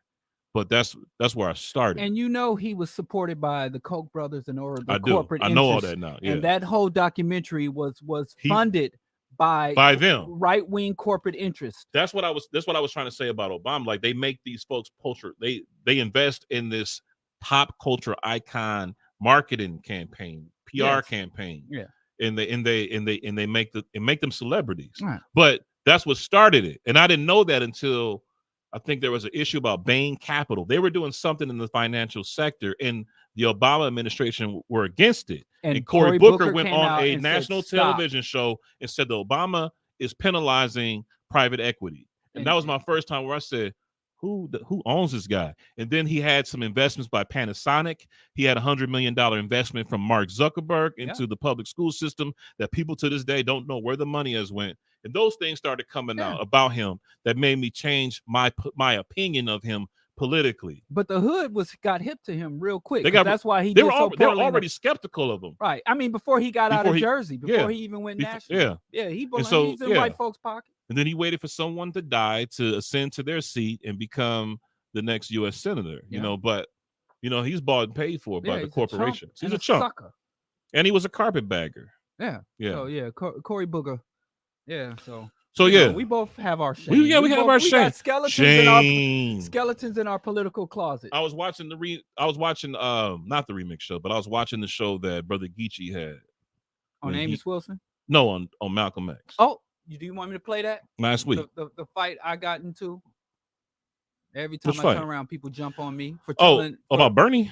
No. Oh, go on. Let me not interrupt. But one of the conversations you guys were having was about the Malcolm X movie that Spike Lee did, and the commercialization of Warner Brothers, who was behind the film, and some of the ahistorical elements of the film that are problematic in terms of understanding the true revolutionary nature and true biographical information about Malcolm X, right? Which I agree with, but that's what started my journey. Like, Malcolm X was like my first black superhero. It was like Malcolm X and Meteor Man, because my parents they took me to see the movie, and the movie inspired me to read the autobiography. The autobiography inspired me to read other, to understand the speeches, listen to the speeches, and read more about Malcolm X. I wish I had somebody, So it started with this commercialized, mainstream movie of a watered down Malcolm X. You know who is responsible for my Black awakening? Who? Because before I was always, shout out to my parents, especially my mother, who's always tried to instill a level of Black consciousness and radical political thought into my bloodstream. You know what I'm saying? Well, for me, it was Molefi Ashanti. There was a book called The Afrocentric Idea, and that was the first book that introduced me to the very notion that Black people in America are Africans. And, I was probably in middle school when I read that book, and that was kind of thing long before. So it was more so Molefi Ashanti. Who's done some questionable things. You were reading some heavy material at a young age. It's more like a pamphlet. It explains a lot. We're on the topic. She took me to see him speak one time. Yeah, I went to see him speak on Nostrand Ave in Brooklyn. Yeah. But I just want to share this. I'm not a killer. Callispal singer. I'm not a killer. But neither are you. I'm not a killer, but don't push me. But if somebody attack what you love, each one of you in here would become a killer instantaneously. Am I lying? Mother, let somebody look like they're attacking your child. Here's a woman who fought a bear. I remember your critique on Harold Washington. I think you wrote something. And she ran the bear down, screaming until the bear dropped her baby. We haven't gotten to the guns, though. Yeah, we're going to get to the guns, right? Cast out fear. Next show. We don't give a damn about no white man law when you attack what we love. Next show. Good ones and bad ones? Yeah, good ones and bad ones. Because Dr. Clark was a fan of Adam Clayton Powell. Yeah, and Whitney Young. I respect Adam Clayton Powell. I don't respect Harold Washington. What about Whitney Young? Whitney Young, ain't none of your business. None of your business. How he dealt with the traitor. Yeah. What have you got to say about it? That's crazy. Did you teach Malcolm? Did you make Malcolm? Did you clean up Malcolm? Did you put Malcolm out before the world? Was Malcolm your traitor or was he ours? And if we dealt with him like a nation deals with a traitor, what the hell What business is yours? Woo! Man, that was terrible. You know, I share this with people, and they look at this video and they tell me what he said in that video is not what he was saying. I think I remember what happened. Brother Jared was talking about the positive effects that the Nation of Islam had on Malcolm. That's bullshit. And you went in about what does it take for us to denounce cults, right? And I say, but I ain't gonna rehash that. Yeah. Go check out the Mix Show. But yeah, it's a good show. That was Brother Geechee's show. Check out Brother Geechee's show. Let me tell you something about Malcolm X. First, Harold Washington, his political tagline was, "I'm going to be more than fair." Black people, since the founding of the city of Chicago, Cook County, had, Chicago is a city of ethnic groups. Yeah. Right now, we're in Ukrainian Village. Right. There's a little Italy. There's a Chinatown. There's Bronzeville, historical Black communities. There's the Gold Coast and the North Side with the white Anglo-Saxon Protestant. Washington Park. There are more Polish people in Chicago. The largest population of Polish people outside of Poland is here in Chicago. And each of those groups has certain amount of political interest and a certain amount of committed alderman seats, certain amount of political resources and clout that they divide amongst themselves. Okay. The Black population that exploded during the Great Migration came here and said, okay, this is a city of fiefdoms, of ethnic fiefdoms. Yeah. Ethnic territories. And every time when you had an Irish political people, the Irish were in power, the Irish got what was coming to them. Right. When the Polish, when the Italians, when Jews, when the white Anglo-Saxon Protestants took, everybody was there. Yeah. And so when Harold Washington stood up to be elected, the white people were saying, well, we don't trust Harold because we are afraid that Harold's going to finally do for Black what has been done for every other ethnic group in this country, in this city. Yeah. We felt that he was going to take resources and shunt them towards the Black community. Yeah. And Harold Washington said, even though every other political regime in this city has been unfair to Black people in particular, that he was not just going to be fair, he was going to be more than fair. So he announced to the world during his campaign, he wasn't going to take no sides, that he was not going to level the playing field, correct historical injustices. He was a Black man. He was a Black face in a high place. And there's this Harold Washington mythology here in Chicago, because I went through the same thing. At that time, there was a wellspring of Black mayors. Mm-hmm. Every major city, this is when white people abandoned the inner cities to the Blacks. Kansas City had a Black mayor for the first time. Yeah. Los Angeles had a Black mayor for the first time. New York City had old shoeshine boy David Dinkins. And I'm only calling him a shoeshine boy. Fife said he voted for Dinkins for mayor. Fife dog. Yeah, Mr. Dinkins, won't you please be my mayor? You'll be doing us a really big favor. Washington, D.C. had Barry. Yeah. There was an explosion of Black mayors. Yeah, Coleman Young in Detroit. Detroit. Yeah. Philadelphia had the Black mayor that bombed the move. That's true. And so every single People one of these about that. goddamn Black mayors. Let's go. Turn up, Diallo. Us out. Turn up. Including Harold Washington. And I think Black people, in order to not repeat this goddamn mistake, because we're with Mayor Lloyd Lightfoot. They're already repeating. We're repeating that mistake. We got a mayor in Milwaukee doing Mayor Cavalier Johnson of Mayor of Milwaukee. Mayor. He's the first elected African American mayor. Oh, y'all late. We late to the show. Get a late pass. We have our first Black elected mayor. And every single time we get one of these, I'm telling Black people, don't vote for skin, vote for policy, platform, and vote for based on their political legacy. Yeah. What is their political pedigree, their political track record? I don't give a damn what color they are. Vote for platforms, not for people. Yeah. Vote for platforms, not for people. And the Harold Washington platform was a sucker-ass platform. Harold Washington was in a position to set Black people up for the next 50 years in this city, to give us the just resources that we were denied, to set up our communities, to purge our community of the parasites and slumlords. He did nothing but stay Black and die. Got you. Yeah, Coleman Young was a trade union for Ask Me. He was Obama before Obama. He was the dress rehearsal for Obama. And I live in a city where everywhere I go, I believe they used his whole, public optics. I'm sorry, it took that to another level with Obama. Yes. Didn't Harold Washington fight the white city council establishment? Yes. Who was the guy? It was Burke. Ed Burks. Yes. Yeah, he fought the white establishment and the aldermen. He went head up with the dailies. He talked real slick. Yeah. He put on a good goddamn show. But what difference does it make if you get in the media and get in front of a podium to talk slick, and then when it's time to go to the negotiating room in the back, you give all our shit up? No doubt. You know what I'm saying? Which is what a lot of our Mugabe did the same thing. Yeah. Mugabe got on the podium and said, we're going to kick out the white man, talked all this garbage, and then sold Zimbabwe out through the back door.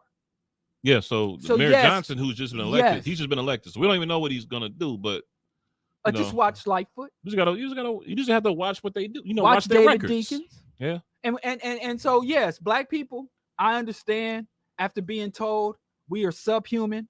We don't have the intellectual capacity. We don't have the rational minds to be able to govern. So when we see a black person in a position of governance, in a position of power, I understand the emotional appeal that it has. And I don't blame or condemn us for that. Yeah. But it's late in the day. It's late in the day. Yeah. Okay, we've been there. We've done that. We know that black people have the capacity to govern. Yeah. If our ancestors weren't enough proof for you, you can look over the last 50 years of politics and see black people do everything from CEO to president. That's done. Yeah. So we don't need that emotional boost anymore. We don't need that validation anymore. So at this point, we can say, screw these black politicians. We need to vote for progressive politicians, leftist politicians, reformist politicians, politicians that are accountable and vulnerable to us. Those are the politicians we vote for, regardless of what color and rhetoric they spew. I just want to say that this is very propaganda. I'm sorry of you. No, I like it. All right. You should. Do you still write poetry? No. You should. I told you I was just doing that to Mac on the Honeys, and then if I start writing poetry again, then the honey starts showing up. No, we don't want I'm in a happy marriage. You trying to ruin my household, man? No, I'm not. I like Mingo. And I like her for you. And the honey's knocking on my door because I'm spitting poetry. You deserve an award. And burning incense. Yeah. And I got to go back to wearing cowrie shells. Maybe try to grow out my locks, put on a dreadlock wig. She's a whole vibe, man. Look at you, man. You're trying to mess up my household. Did you strategically, pick hip hop for that poem because you knew she was going to be there? No, I didn't know that. What was your methodology of picking that poem? Know. But you're saying in general, I spit poems to attract but ladies. You met my wife, right? She's over 6 feet tall. Yeah, Mingo is tall. She dunking on folks, crossing. She had on a poof ball hat. Like she had on this turquoise knitted hat with a big red poof ball. And that's what I saw. I'm like, look at that hat. What is that hat moving through the crowd? I didn't even know. That's what it is. You never know. She got her peacock on. She was peacocking with the hat. Yeah, and then she had this long leather coat that I didn't like. Right. You don't like it? It's immoral. You don't wear leather. I was a vegan. My boots are vegan. Look, man, these are vegan boots. So those are vegan Jodeci boots? Huh? Those are vegan Jodeci boots. Those look like Jodeci boots. Pull up Jodeci boots. These are Doc Martens. Put an image of Jodeci boots. Okay. Jodeci boots are an imitation of Doc Martens. That's what I'm saying. I don't know. I didn't listen to Google Jodeci boots, please. Of the 90s. I don't think that's a thing. Oh, it is a thing. It is a thing. Jodeci boots. Came up. Okay. Not those, but they were the Doc Marten. They were like a knockoff Doc Marten. But you put up Jodeci boots and Doc Martens come up. Well, I see the boots. So Mingo had on a big poof hat. Yes, blue. Which I thought was really cute because she had like her locks were like shoulder length, and so they were. Did you have locks as well at this time? Yeah. I had locks at the time, and but she had on a leather coat, so I'm like, I shouldn't talk to her. She's draped in the flesh of a dead cow, a sentient being. Can I say something? What? You're really hard on people, man. How you had a political education at a very young age that is rare. You know where my political education came? From who? My dad's prison letters.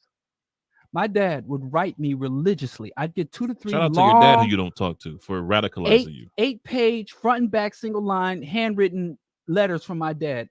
The day he get out of jail, I wouldn't hear from him. Shut up. bro. Shake my hand. I wouldn't say it publicly if it wasn't hand. true. Like So I'm my allowing that man. So my biological father, not my father who raised me, my biological father ended up being he ended up getting his doctorate of African American philosophy and English literature. My dad got his felony of African American criminality, but he was from Missouri State Penitentiary. He was also a drug addict. Oh, word? Yeah. Oh, so he's one time he took me to functioning drug addict. One time he took me to a Narcotics Anonymous meeting. And it was on drugs. But he got off drugs, got his his bachelor's, his master's, and his PhD later in life. Okay. But he used to write. Yeah. He used to write me these 4-5-page handwritten letters. Beautiful penmanship. He's talking about how much he loved me, about the system. Right. Like he was talking about the system in these letters. Right. I was captivated by his writing. Yeah. Because he was such a great writer, even though he thing. never thought he was a great writer. He never wrote a book in the academy. But when we moved from Milwaukee to Darien, Illinois, and Flossmoor, Illinois, he lived in Calumet City, which is like 20-25 minutes from where I was staying. Right. And I didn't see him that much. So I was saying it was similar to the letters you got from your dad in prison. Yeah, but when he got out, when he got out, you didn't, you know what I'm saying? Didn't see him. You didn't see him. That's crazy. I didn't know we had that in common. Yeah. Same thing. And Brother's my gonna dad work would it write out about the injustices. He would give me deep, gory details about prison life. Yeah. Made me think twice about stealing that Snicker from 7-Eleven. But I stole it anyway, but I thought twice about it because, he would talk about dudes getting like literally dismembered. Yeah. In prison. I want to be clear. That broke my heart. It really made me sad. See, here's the thing. It really made me sad when he did that. Like because I believed him. I believed his writing. It was that convincing. And so I just knew that once we got closer to him, I would see him more, and I didn't. And that broke my heart. Here's the thing, though. I grew up in the projects. Yeah. None of my friends had a father in the house, so it was normal. Like it was normal as hell. And in fact, when my first son, who's 19 now, was a newborn. Yeah. And we had moved into we were living like literally right above this fire station in Brooklyn, New York. So we moved to a nicer, quieter place. I was alpha status, so she was a stay-at-home, breastfeeding barefoot mother while I was going out there. And when I would come home, the kids in the neighborhood would be like, "A man lives in that house." Can you believe? Like, wow, a man lives there. Yeah. And so it wasn't anything that I lamented as a youth, because literally all my homies, one of my homies, his father had been actually shot and killed. His father was in his life, and then he was tragically shot and killed. But so he didn't have a father home, because it wasn't because his father wasn't there. But like my other homies, their fathers were alive, their fathers were around about town. And it wasn't like it was an abnormal thing. Yeah. The fact that I was getting letters made me kind of stand out, like, oh, Yeah. That's what made me feel like special. But then he got with a woman that had several kids by another woman and raised all those kids, which I see a lot of dudes. They would call him a simp in this lot of dudes. Oh, he ain't a simp. I'm just saying they would call him a simp because I'm just saying in terms of the conversation. Like if you're a man that's like wifing a single mom with kids, not just a kid but multiple kids, you are considered a simp. That's what I'm saying. Well, yeah, but the younger generation. What I've seen a lot of dudes father kids around. Yeah, like my dad has. Is there a chance to get it right? Over half a dozen kids by almost an equal number of women. I think my mother is the only woman that he has more than one child with. Me, my sister, my older sister, and I. But all his other women just got one shot at it. Yeah. Like my brother Linnell. Shout out to Linnell. And my big oldest brother, OG Artie. I got to get him on the show. OG Artie, yeah. He's a speak to your OGs. Speaking of, did you speak to that OG that you haven't been talking to? You were talking. He called me this morning. Did you speak to him? That's my day one OG. We used to play with like Star Wars and G.I. Joes together. Oh, look at you. He went to the streets. And I tried to follow him in the streets, but then when I saw the streets, I jumped back on the porch. He forgave me. He let me go back to the porch. Who's your favorite Star Wars character back in the day? Who's your favorite? I kind of Star Wars came and went. Of course, it was Luke Skywalker, but I was like 8 years old when all that mess was going on. I was a little baby, so I thought Luke Skywalker you were impressionable. was a big dude. But now Luke Skywalker was cool. Now my favorite, if I had to pick, would be the Bad Batch. The Bad Batch? That's what they were called? It's a whole clones, like mutated clones, altered clones. It's a whole thing, man. Gotcha. Don't get me into my geek stuff. I won't. You don't even play Outriders. You told me you was a gamer. I did. Go on somewhere. I like to play with you though, so Have you played? I play with my son. Yes. With who you use? I use my same character. I told you don't use that character because if you develop it, then we're not on the same level. But you're in a higher level than me. No, equal. I created that whole new pyromancer. That's right. That's not your real. Start the game. Yeah, just use your real character. You can't handle my technomancer, man. You're not hitting me. He's like fully developed. I know, but it'd still be imbalanced. I'll be slaughtering everybody, and you just be following. He wanted to play, so I played with him to show him the game. You could have created. You can make up to 6 characters. I didn't want to do the intro again. You can skip the intro after you play. Oh, you can? I didn't know that. My whole thinking was I don't want to do a 30-minute intro again. No. I play one video game, Diallo. Huh? I play one video game. It's called MLB The Show. I play baseball. Oh. That's all I play. Oh. That and 2K and Madden sometimes with other people. Don't bother with Outriders. I like Outriders. It reminds me of Gears of War. Play Gears of War? Yeah. I could fight against you in that. Let's do it. I beat your boy. Let's do Gears of War Unlimited. Gears of War 3? No, Unlimited, which incorporates the first 3. I don't know if I got that. It's on Game Pass. You got Game Pass? Okay. Yeah, get Game Pass. Your boy. Let's go, man. Let me tell you something. I'm gonna be the train. Let's do the Black Dummy train. If we do that, then I'll be sitting here by myself next week. No, because I'm gonna get better. Every game that I've gotten good at, I've gotten beaten at. Really, I gotten beaten down for like a year. Homie that was like, "Oh, yo, let's play Mortal Kombat." Play Mortal Kombat with him once. I don't hear from him. Oh no, I like learning stuff that I'm not good at, so I can be good at. That's the challenge of it. We only got the mama mentality. We still ain't talked about any guns. I wanted to talk about because massacres. I can't keep up.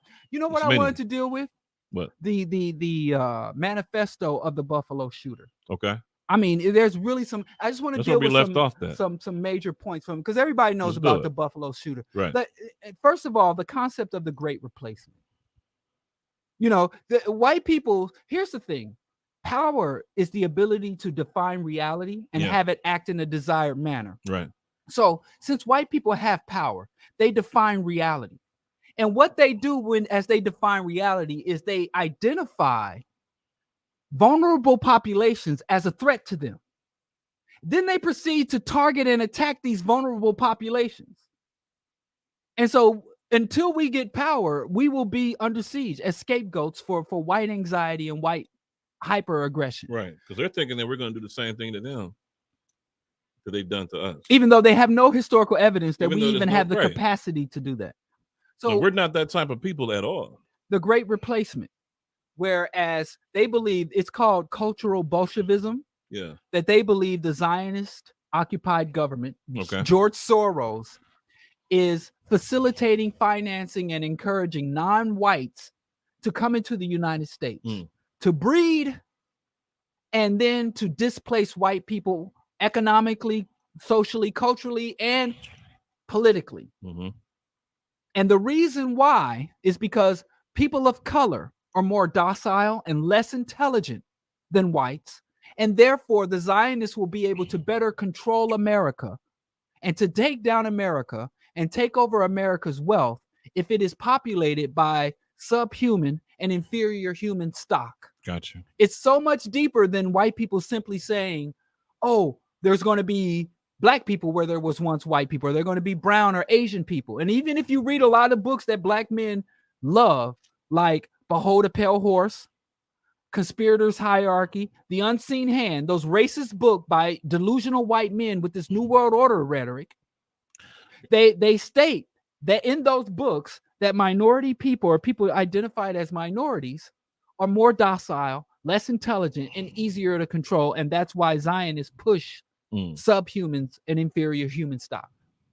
And you got this Great Replacement stuff articulated on mainstream corporate media, and we even have people connected by black people we love, like Kanye West and Dave Chappelle, are associated with white people who push this narrative. Who push that? And on the other side, we have Charlemagne the God, Charmander the God, as I call him, and Roland Martin. That's a good one. Charmander the God. I wish I had a symbol. Boom, boom. And Rolly the Poly Martin. That's who we got on the other side. And Tariq Nasheed and Dr. Umar. On our side. They're not on our side.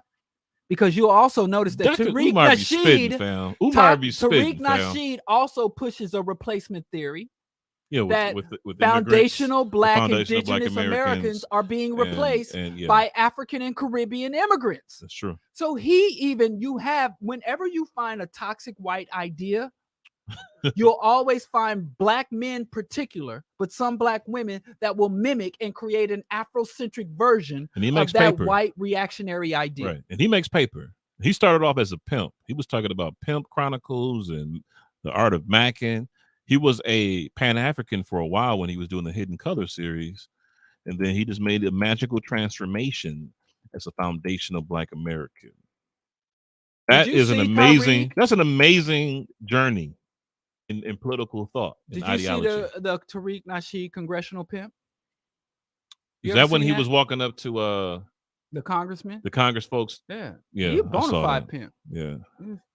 But this guy's a performer. Why are white Christians more violent than Black corporations political favor? Because they have the capacity to be. Gotcha. They have the capacity to be.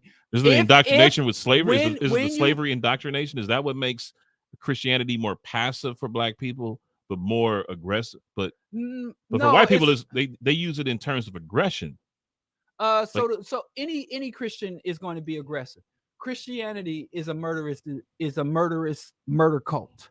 I'm just saying, like the KKK was founded on Christianity, but technically, right? If you go, let me show you some violent. I'm just saying, why is their interpretation of the doctrine in a more aggressive, violent way? The Black people's is more of a passive, non-violent, forgiving way. That's a myth. Black Christians are not passive, non-violent. It's not. Wasn't the whole civil rights movement?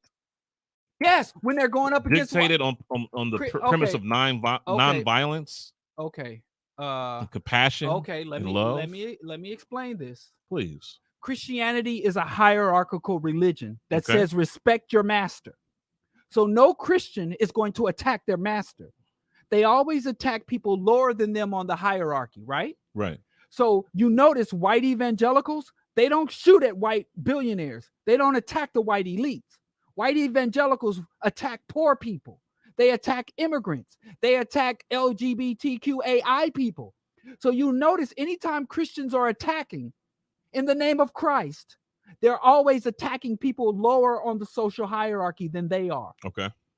So African people are not going to, African Christians will not attack white Christians because white Christians are not higher. But who do they attack? You heard about the witch killings? In Africa? Yeah. So you got African Christians on the African continent. There have been over 479 witches killed. So Africans, the same thing they were doing in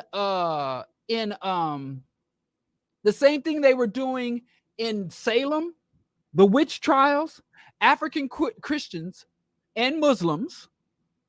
So you never see the African Muslims going after the Arab Muslims or the Arab or white infidels. So that's why. And if I tell you right now, if the white Abraham, if the white Christians were replaced by the Black Christians, they would behave the same way. Gotcha. Okay. They would behave the same way. Look at this. That was in Dar es Salaam, right? Witch hunt murder surge in Democratic Republic. Witches murdered in Democratic Republic of Congo. Show me where you find Black Christians in power where they don't act violent and repressive and degrade and oppress people lower than them. Show me where.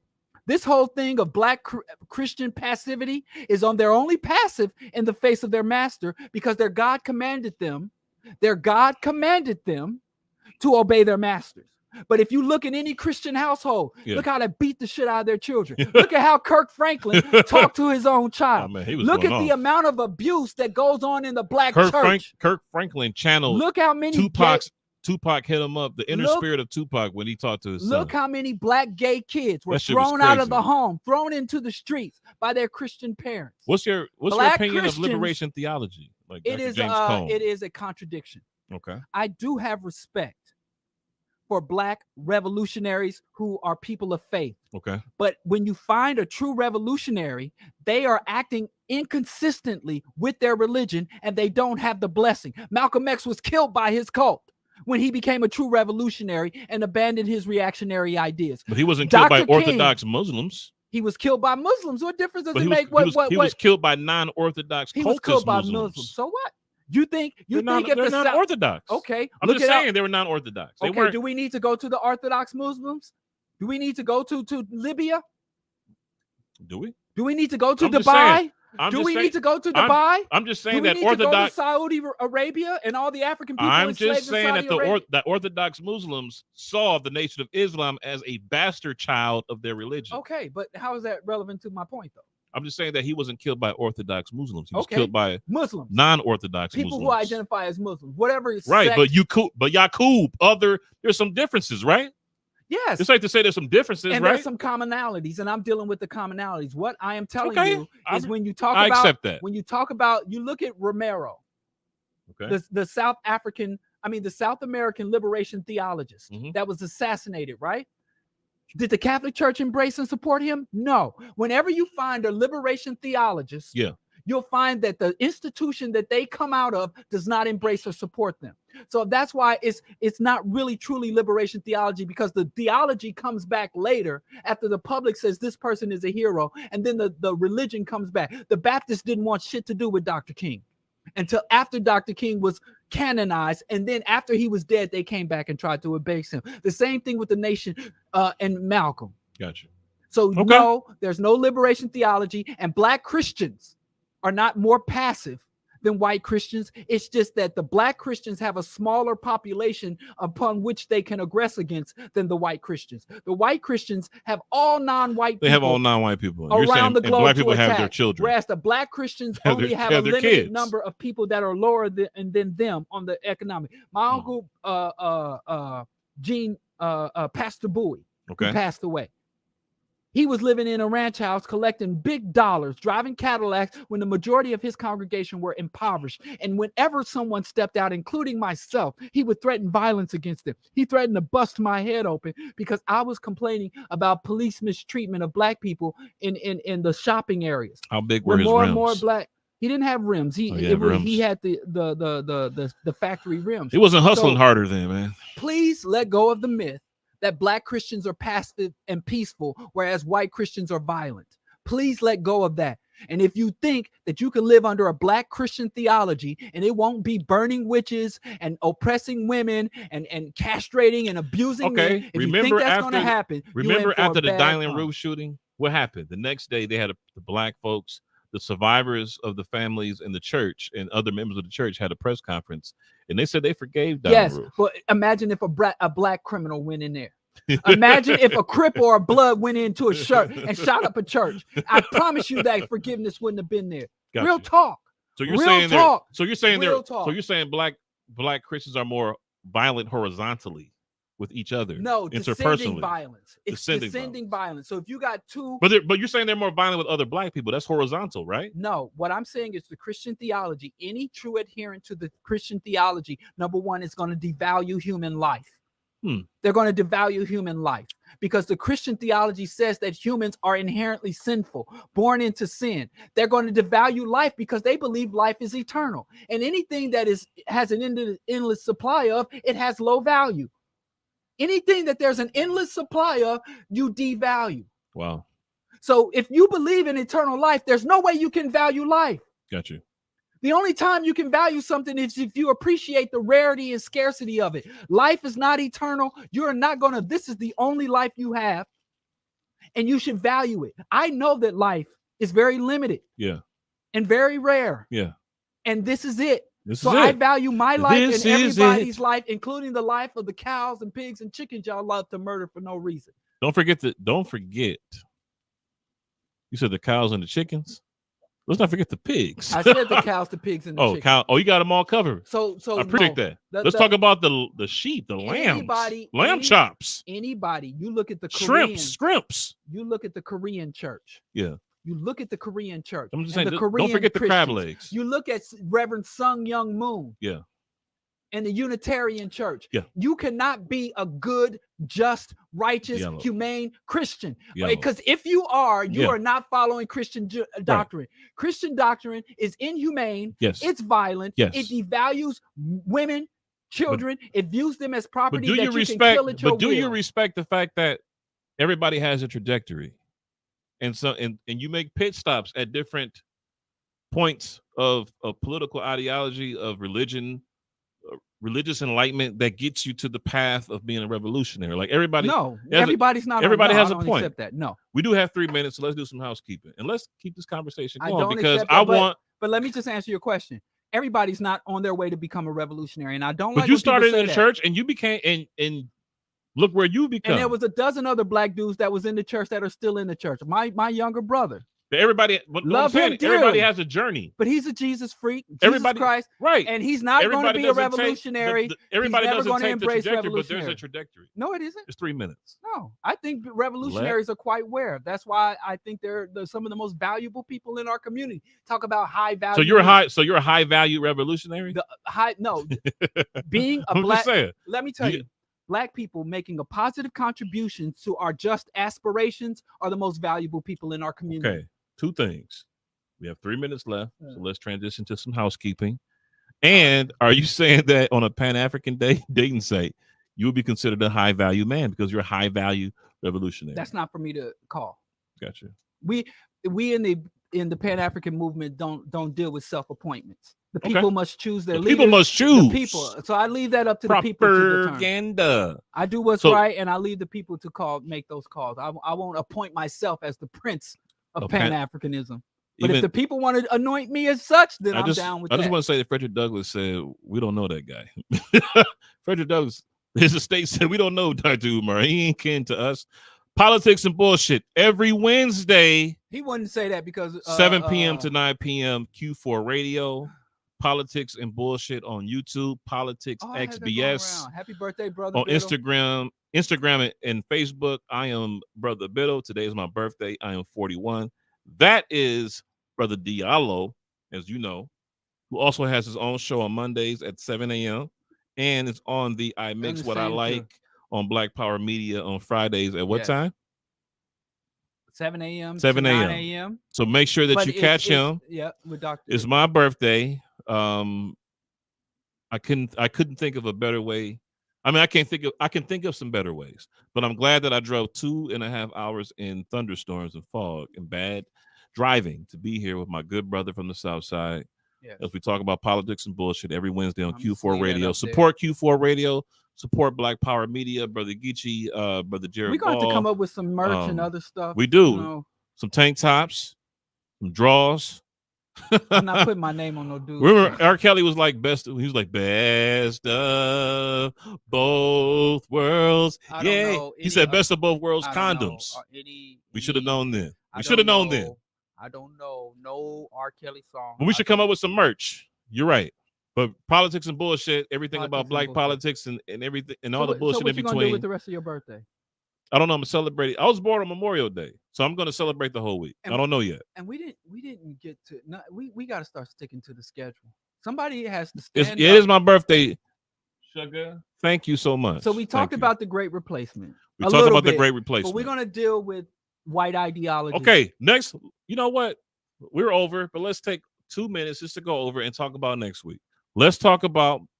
We're going to talk the Great Replacement Theory. Let's talk about guns. In Gunz We Trust Part 2. Let's talk about historical black political how figures. How the Second Amendment is racist. Okay. And how black people embracing Western gun culture is reactionary and is ultimately going to harm black people. And how guns are not the revolutionary instrument we believe they are. Got you. And I also want to talk about black political historical figures, their pros and cons. Okay. Huey Newton said revolutions in the form of a gun. That's what Huey Newton said. Huey Newton. Oh, let's do this. What? which will probably get us in trouble. But I've already been canceled because you read my reaction. Thank you, Marlena. Thank you. I appreciate you read that. my reactionary poem, so I'm probably canceled. You're not canceled. I probably can't. They're taking it as, you know, you didn't use Quaaludes.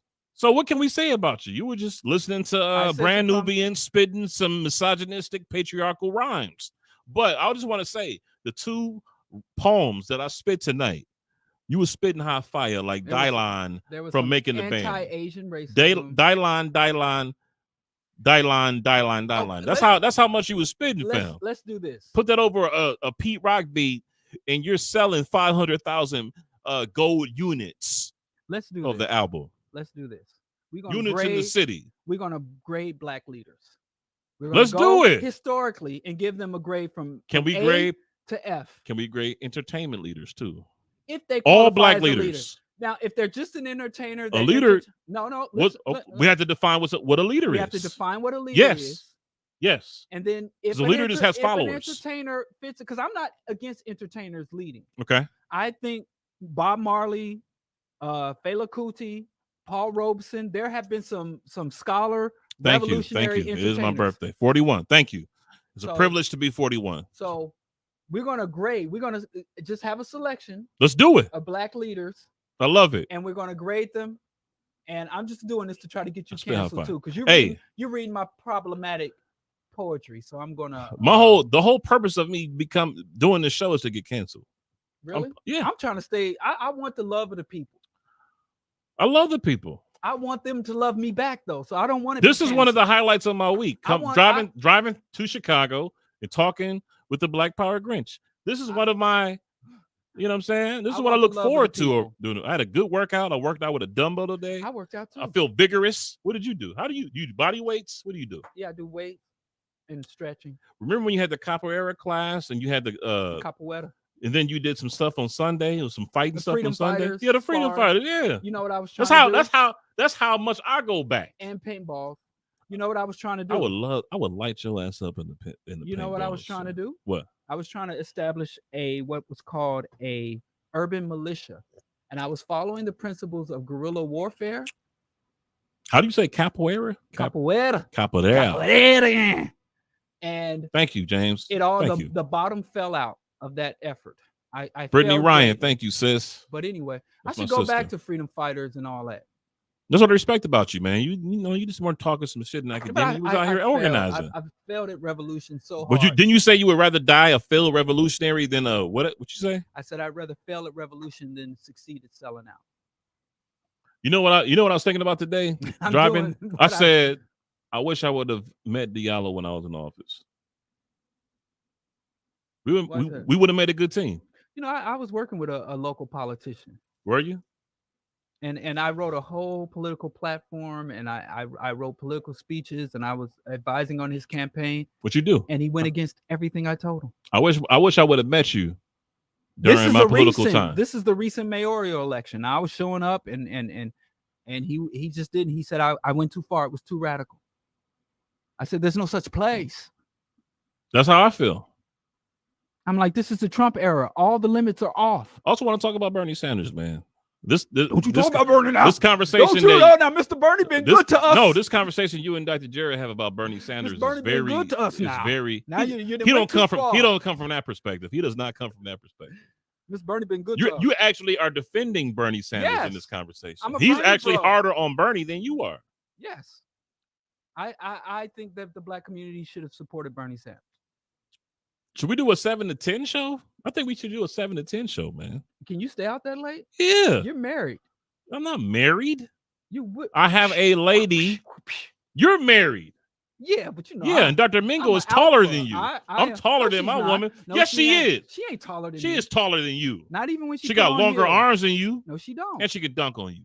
Please. You know, she said that one She time. gave you the Hakeem Olajuwon shake. When early in our relationship, she was like, yeah, I played ball. I could have went to college and played ball, but I chose a different path. I'm a baller, shot caller. So I said, let's go to the court. Let's go to the court. I think we should do a 7 to 10 show. For almost a week after that. I think we should do a 7 to 10 show, man. I think 7 to 9 we get in our groove, and at 10 o'clock we can make sure we cover the subject. To the schedule you don't. Anytime we talk about religion, you go on a 30-minute crusade against all forms of religious indoctrination. That's your fault. Oh. But I do want to say that we have more people watching the show than we had. Every show that we have, we gradually get more viewership. And I'm appreciative of people who take their they take their hump day to listen to the rantings of a lunatic and a Negro from Milwaukee. And the reasonings of a rationalist. Rantings of a lunatic. How come I can say nigga and not Negro? Same thing. Negro is Negro is not really considered a pejorative.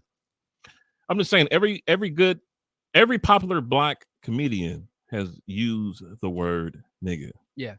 Richard Pryor. Yes. Dave Chappelle. Yes. Eddie Murphy. Martin Lawrence. Dick Gregory. Chris Rock. Dick Gregory. But man, So why y'all coming at me? Because I'm using it. Because I don't got the paper they got. Classes. Negroes. Well, I don't drop in bombs. Wait a minute. Huey Newton said that revolution comes in the form of with a gun. Mm. We had Negroes with guns. We had the African Blood Brotherhood. That's we had different than nigga and in the hard ER. I'm just saying. You were saying that guns are not part of the revolutionary process, right?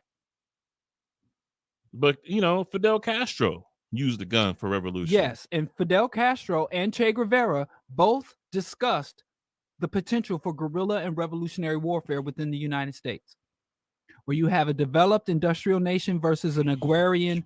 Sankara used the gun for revolutionary. Again, the same thing. Guess who did not use it? Lumumba did not use it, and he lasted less years in power than a Sankara. Like they got rid of him quick. Right, he was more of a threat. But he didn't have an army. He didn't have any guns. But he was deemed more of a threat. And I'm not anti-gun. And Nkrumah didn't have guns. I'm a gun owner. I am a gun owner. My son just turned 18, and we're discussing him buying a gun. What type of gun do you own? It's just a pea shooter? No, a Taurus revolver. I'm not into all Taurus the weird revolver. Yeah. I like revolvers. I don't like them spring-loaded guns. We've been between 20 to 27 viewers on YouTube.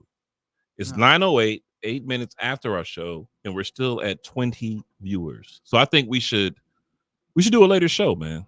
Well, you ask your wife, I'll ask my wife. I will. If I'm driving 2.5 hours in bad traffic, yes, I might as well do 3 hours. You bring a note from your I will. your It's gonna be, can I do this show to 7 to a 10? Yes, no, or maybe. I'm gonna put yeah. You pin the note to the back of your shirt, and I'll have my wife pin a note to the back of my hoodie.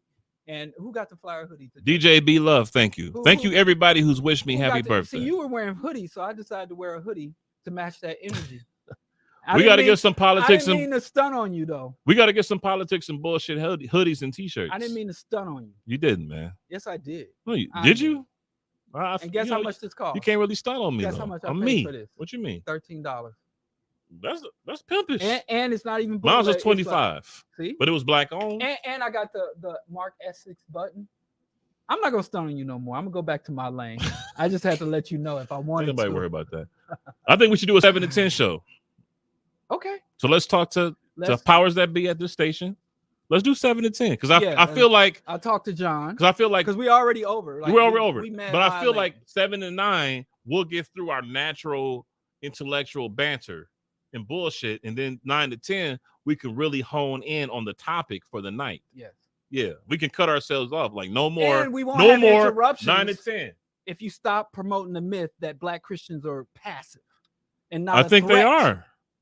I think they are. Give me evidence where Christians are in the are. I gave you evidence. What you talking about? No, but Dylan Roof came into that church, lit a bunch of black deacons and mothers up, and the next day they had a press conference saying that we forgive him for what he did. Did you hear what I told you about that? What did I say? Speak it again. Christianity, the doctrine and dogma of Christianity says that Christians cannot attack those higher in the realm. You must obey thy master. Okay. As you obey God. It is a strictly hierarchical, patriarchal religion. So whenever you look at a Christian and you want to know who the Christian will attack, versus who they will submit to, they always attack people lower on the socioeconomic hierarchical power scale. So black Christians will only attack down. They don't attack up. If a black youth ran up in that church and shot up that church, he wouldn't have made it out alive. Okay. They wouldn't have forgiven him. Okay. But since it was a white dude who is closer to God, right, they forgave him. So you're saying that anything, so you're saying that as a black Christian, they are just as violent as white Christians to those below them. If they are true Christians, yes. Like I said, in the Congo, they are murdering children and women for being witches in the Congo. Gotcha. Christian preachers in Zimbabwe. And spare the rod, the spare black the child, Christians right? in Zimbabwe were lynching gay and lesbian people. Isn't that what black parents cite? Who are black Christians who whoop their kids? They say, yes, spare the rod, spare the child. Yes. Okay. And we just had a black mother who was Christian Hebrew that murdered her daughter, beat her daughter to death. Yeah. She died of internal bleeding. And you'll look at a lot of these child homicides in the black community, and many of them are Muslim and Christian or black Hebrew Israelites. So black people that follow these Abraham religions, you have to, if you can't, black Christians do just like white Christians do. Why didn't Dylan Roof go and shoot a white billionaire or go into a corporate boardroom and let off his gun? But we're not making black KKKs. Okay. How many times you want me to put this up? How many? We're not making black KKKs. Explain this to me. Why are black Christians murdering black women and children and condemning them as the ritual? Congo. Let's talk about Detroit. They're not doing that in Detroit. Detroit, like I said, these black churches, right, are not plagued by abuse. Yeah, abuse of women and children in the black church. We still got our audience. What if we went to 10 today? Would John be mad? Let's go to 10 A today. video on what topic? What you're talking about? No, it ain't no videos, because I listen, I got evidence, I got articles.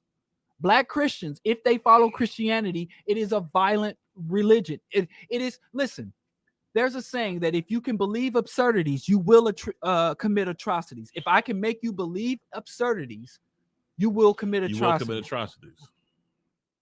I would like to say that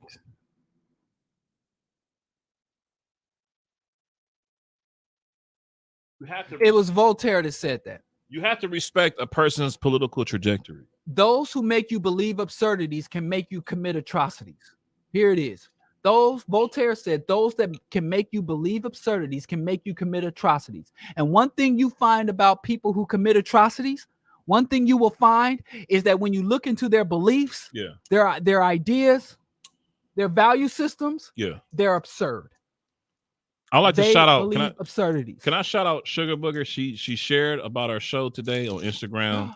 Oh, she tagged both of us in the story, which made it easier for me to share it to my story stream. So shout out Sugar Booger for really, trying to put politics and bullshit on the map. You know what I'm saying? Yeah, and there's a whole underground element here. We're not trying to convince people to watch us. You know what I'm saying? If you fuck with us, you fuck with us. If you don't, you don't. If you know, you know. If you don't, you don't. You know what I'm saying? We're not trying to manipulate or convince you to watch our show. You watch our show because you're on a level. You know what I'm saying? You trying to solidify your square. We're not trying to convince you. It's a real underground movement with the show. And organically, we keep adding more people to the stream, to the follow. So make sure you follow us, Politics X BS on Instagram and Twitter, and Politics and Bullshit on Facebook, and Politics and Bullshit on YouTube. And let me tell y'all something else about the Black Christian Church. There is just as much systematic child sexual abuse in the Protestant church as it is in the Catholic Church. Yeah. And the reason why it's not covered as well is because the Protestant church is decentralized. There is no Pope, there is no Vatican, there is no central authority amongst the Protestant. Therefore, their abuse is harder to track because there is no top-down direction and cover-up. Each individual church, you have instead of going after one hierarchical structure and institution, you have to go to all these individual storefront churches. Why don't all Black Christians merge? The Black Christians are Christian. Why don't they merge? What? The storefronts. because each minister wants their own little power fiefdom. One time I drove in Milwaukee from Center and Humboldt, which is considered like Zero Street and Center, to about 55th and Center, and I counted close to 60 churches from 0 to 60 churches. The churches, you're competing for the same people. The churches feed off of dysfunction and feed into dysfunction. The higher number of churches you find in any community, the higher amount of dysfunction you find in that community. And whether that is alcoholism, drug abuse, because they prey on that. There are only two ways to get someone to buy into a religion. One way is to indoctrinate them from childhood before their ability to rationalize is fully developed. Yeah. Or the second way is to wait for them to undergo some major trauma or disruption in their life. Because when you go through a high level stress situation, the death, drug abuse, homelessness, incarceration, your rational mind begins to take a back seat to what is called the reptilian brain. The brain stem. So what the churches do is they either indoctrinate children or they seek out people who are in basically an existential crisis. And if their people are not in an existential crisis, what the church does is begin to manipulate the society to create that crisis. Okay. And that's why the evangelical church is backing policies like anti-abortion. The church opposes welfare. The church opposes free education, because the more benefits and opportunities and capacity to develop you give to the general public, the lower church attendance. If you go to these so-called developed nations where there is free healthcare, where there is free education, where it is a large expanding middle class and opportunity and social mobility, churches have no real authority or power. The cathedrals are like museums. Mm-hmm. But in communities where there is ideological and social disruption, you have the prominence. And people are like, you don't believe in God, why do you trip? There is no such thing as personal belief. If you say, well, I believe in God, that's just my personal belief. There is no such thing as a personal belief. That belief was constructed before you were born and will be here after you die. It doesn't belong to you. You belong to it. Let me ask you a question, respectfully. You said in organizing, you got to meet people where they are. So how do you meet someone where they are when they are a Christian? You come to them. The first thing you have to do is understand their doctrine. Okay. You have to understand what they believe. You have to comprehend what they believe. And a lot of times you'll find that the people who believe it don't know a damn thing about it. Muslims tend to be better educated in this country because this is not an Islamic dominated country. So people aren't raised into it. People tend to navigate or migrate to it. You're saying they know more. So black Muslims in this country tend to know a little bit more about the Islam or the Islamic rhetoric and dogma than Christians know, because Christian is just a default status in this country for black people. Okay. But if you go to Islamic countries, like I've met black Muslims from Senegal, and it's just the default, you know. And shout out to my Senegalese brothers and sisters. I'm not trying to single you out, but that's just the way it is. Get out this dude. It's like English. You know how people who were born speaking English struggle with English in school? Yeah. Like I had a friend from Kenya. He didn't grow up speaking English really. You know, he was Kikuyu. But anyway, he would do better in English. He was like, you were born speaking English. I'm like, yeah, but I learned all the bad shit too. It's like a default language. So you don't know how to speak it properly a lot of times. So anyway, that's why.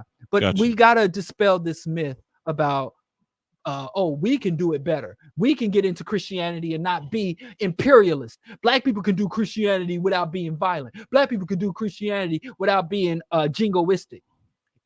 As we embrace Christianity, we engage in all the goddamn behaviors that the Christian colonizers do. Gotcha. As we invade Islam, it's the same thing. As we become Black Hebrew Israelites, we start to fall into the same supremacist behaviors and omnicidal behaviors as the Zionists. You cannot do it better than them. Don't think Black people can do capitalism, Christianity, nationalism better than white folks did it. It's just not possible, because those ideologies are inherently flawed and inherently unjust. Got you. You get me in trouble. I'm not getting you in trouble. This is what you like to talk about. 2 years ago on my birthday, George Floyd was killed by police. Yeah, this is the second anniversary. The second anniversary. Wow. And the second anniversary, they're talking about giving more money to police nationally. Oh, Is that why Biden made the executive order on policing? Yeah, it's around the time of George Floyd's I'm not murder. connecting dots here. Yeah. You got me focusing on this. So 2 years later, they're using the anniversary of George Floyd to talk about how police departments need to be funded more nationally. And they're also pressuring state and city governments to use ARPA funds. Those are funds given to a state and local governments to use for, the priorities of their budgets in their state or locality. And so I just find it interesting that 2 years after George Floyd's murder by the police department of Minneapolis, that the federal, state, and local initiatives are funding more police and trying to honor police who were lost in the line of fire in 2021. So they cited a figure of 570 police officers who were killed in the line of duty in 2021. But when you look at the metrics, when you look at the numbers, 450 or 460 of those officers died of COVID-related illnesses. So they're using statistics in a very unintellectual way to justify more police funding. And I also want to say that the police department in Texas that was after that young man that killed more than 14 people, children in the 4th grade and 2 teachers, the police were not that responsive in dealing with that situation. So if I can't depend on you to prevent violence, and I can't depend on you to take out a serial killer and a mass murderer when they're shooting up a school, what is the point of police? They did kill that guy. Which No, they're saying that they followed them. They knew about him, paid no attention to him, followed him, didn't take him out. And then because he had a plate of armor, they weren't aggressively trying to subdue him. He didn't have any. He had on the flak jacket. He had a flak jacket, but he had no armor plate. So you have one guy with no armor plates in his ammunition versus a police department that we know in the past 5 to 6 years have gotten more militarized equipment from the feds and more funding. They did kill him. Eventually, after he went around and killed 4th graders and 2 teachers. But they didn't know that was his intent when he crashed the truck and ran towards the right. school. But you have a young man in Mike Brown who was leaving a store, and he's not. They shot him instantly. Right. But it's kind of a sticky situation where black people. You had a white guy in Boston shoot 10 African Americans at a grocery store. He was taken alive. Right, but you can't call for summary execution to justify summary execution.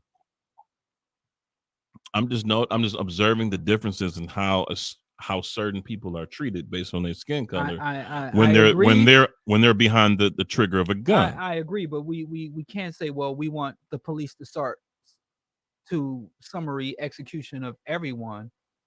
Thank you, Lachey. To justify the summary execution. Noted.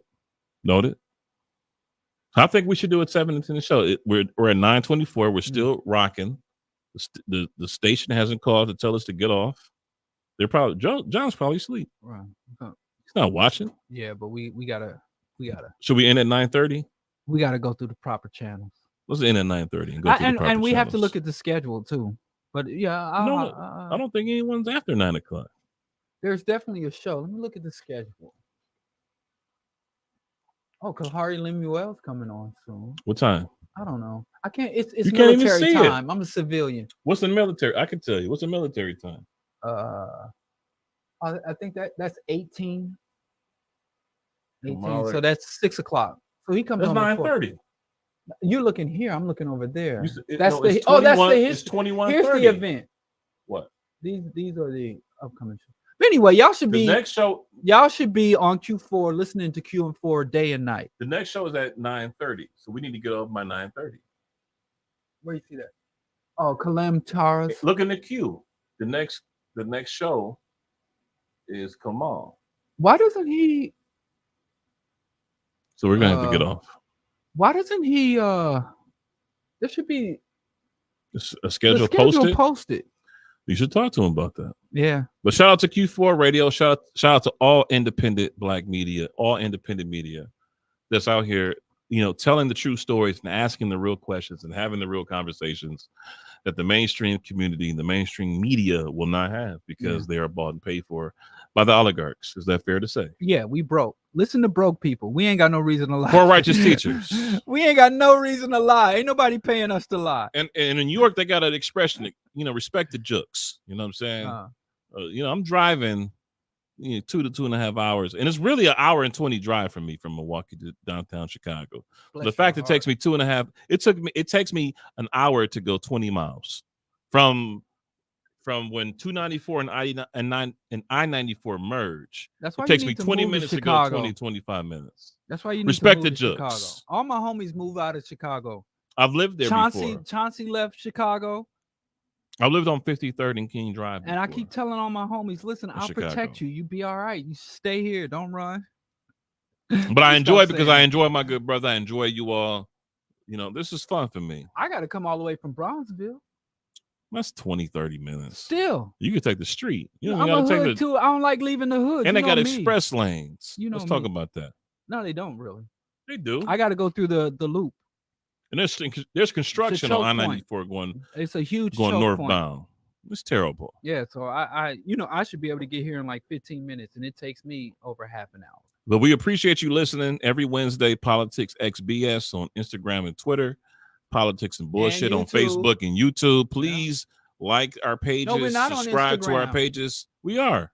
Yes, we are. What are you talking about? We don't broadcast. We don't broadcast. No, I'm saying like the pages. Oh, okay. Like the pages on Instagram and Twitter, which is Politics XBS, and Facebook and Instagram, which is Politics and Bullshit. We should be broadcasting on the gram. We should. How do you usually do? Usually have a But that's on my page. That's not the That's not. It's as a black man, it's a privilege to grow older because at 41, we're really, middle management, elder statesmen in our community. We reach middle age. We have our early 30s as black men. I have 3 friends. After Native American. Yeah. After Native American men who have like a life expectancy of 48, black men have the lowest life expectancy of all demographics. Yeah. I just want to say we die fast. Ain't nothing cute about that. I mean, look at Kevin Samuels. I have 3 childhood friends. One didn't reach 18, another didn't reach age 30, and another didn't reach age 40. So the fact that I'm 41, I'm grateful, and I live for them. And I had a really good day today. A lot of people poured a lot of love into me today, and I appreciate it. That means I'm doing something right. You know what I'm saying? Yeah. People care. People care. So we out of here. All right. Yes. Q4 Radio, Politics and Bullshit, Brother Diallo, Brother Biddle. We appreciate you, African people. Bibi Fahode, Luta Continua. By any means necessary, one day we'll be free. Jesus Christ is the light of my life. Good night, y'all. Brother Diallo, the poet laureate. Whatever, how you ever say that word? Laureate. I got this book, and I'm next week. Another Brother Diallo. You said that's it. No, I said every show I'm writing. I'm spitting a poem from this book. No. Yeah. I forbid it. Oh man. Thank you. Have a great week, African people. Peace.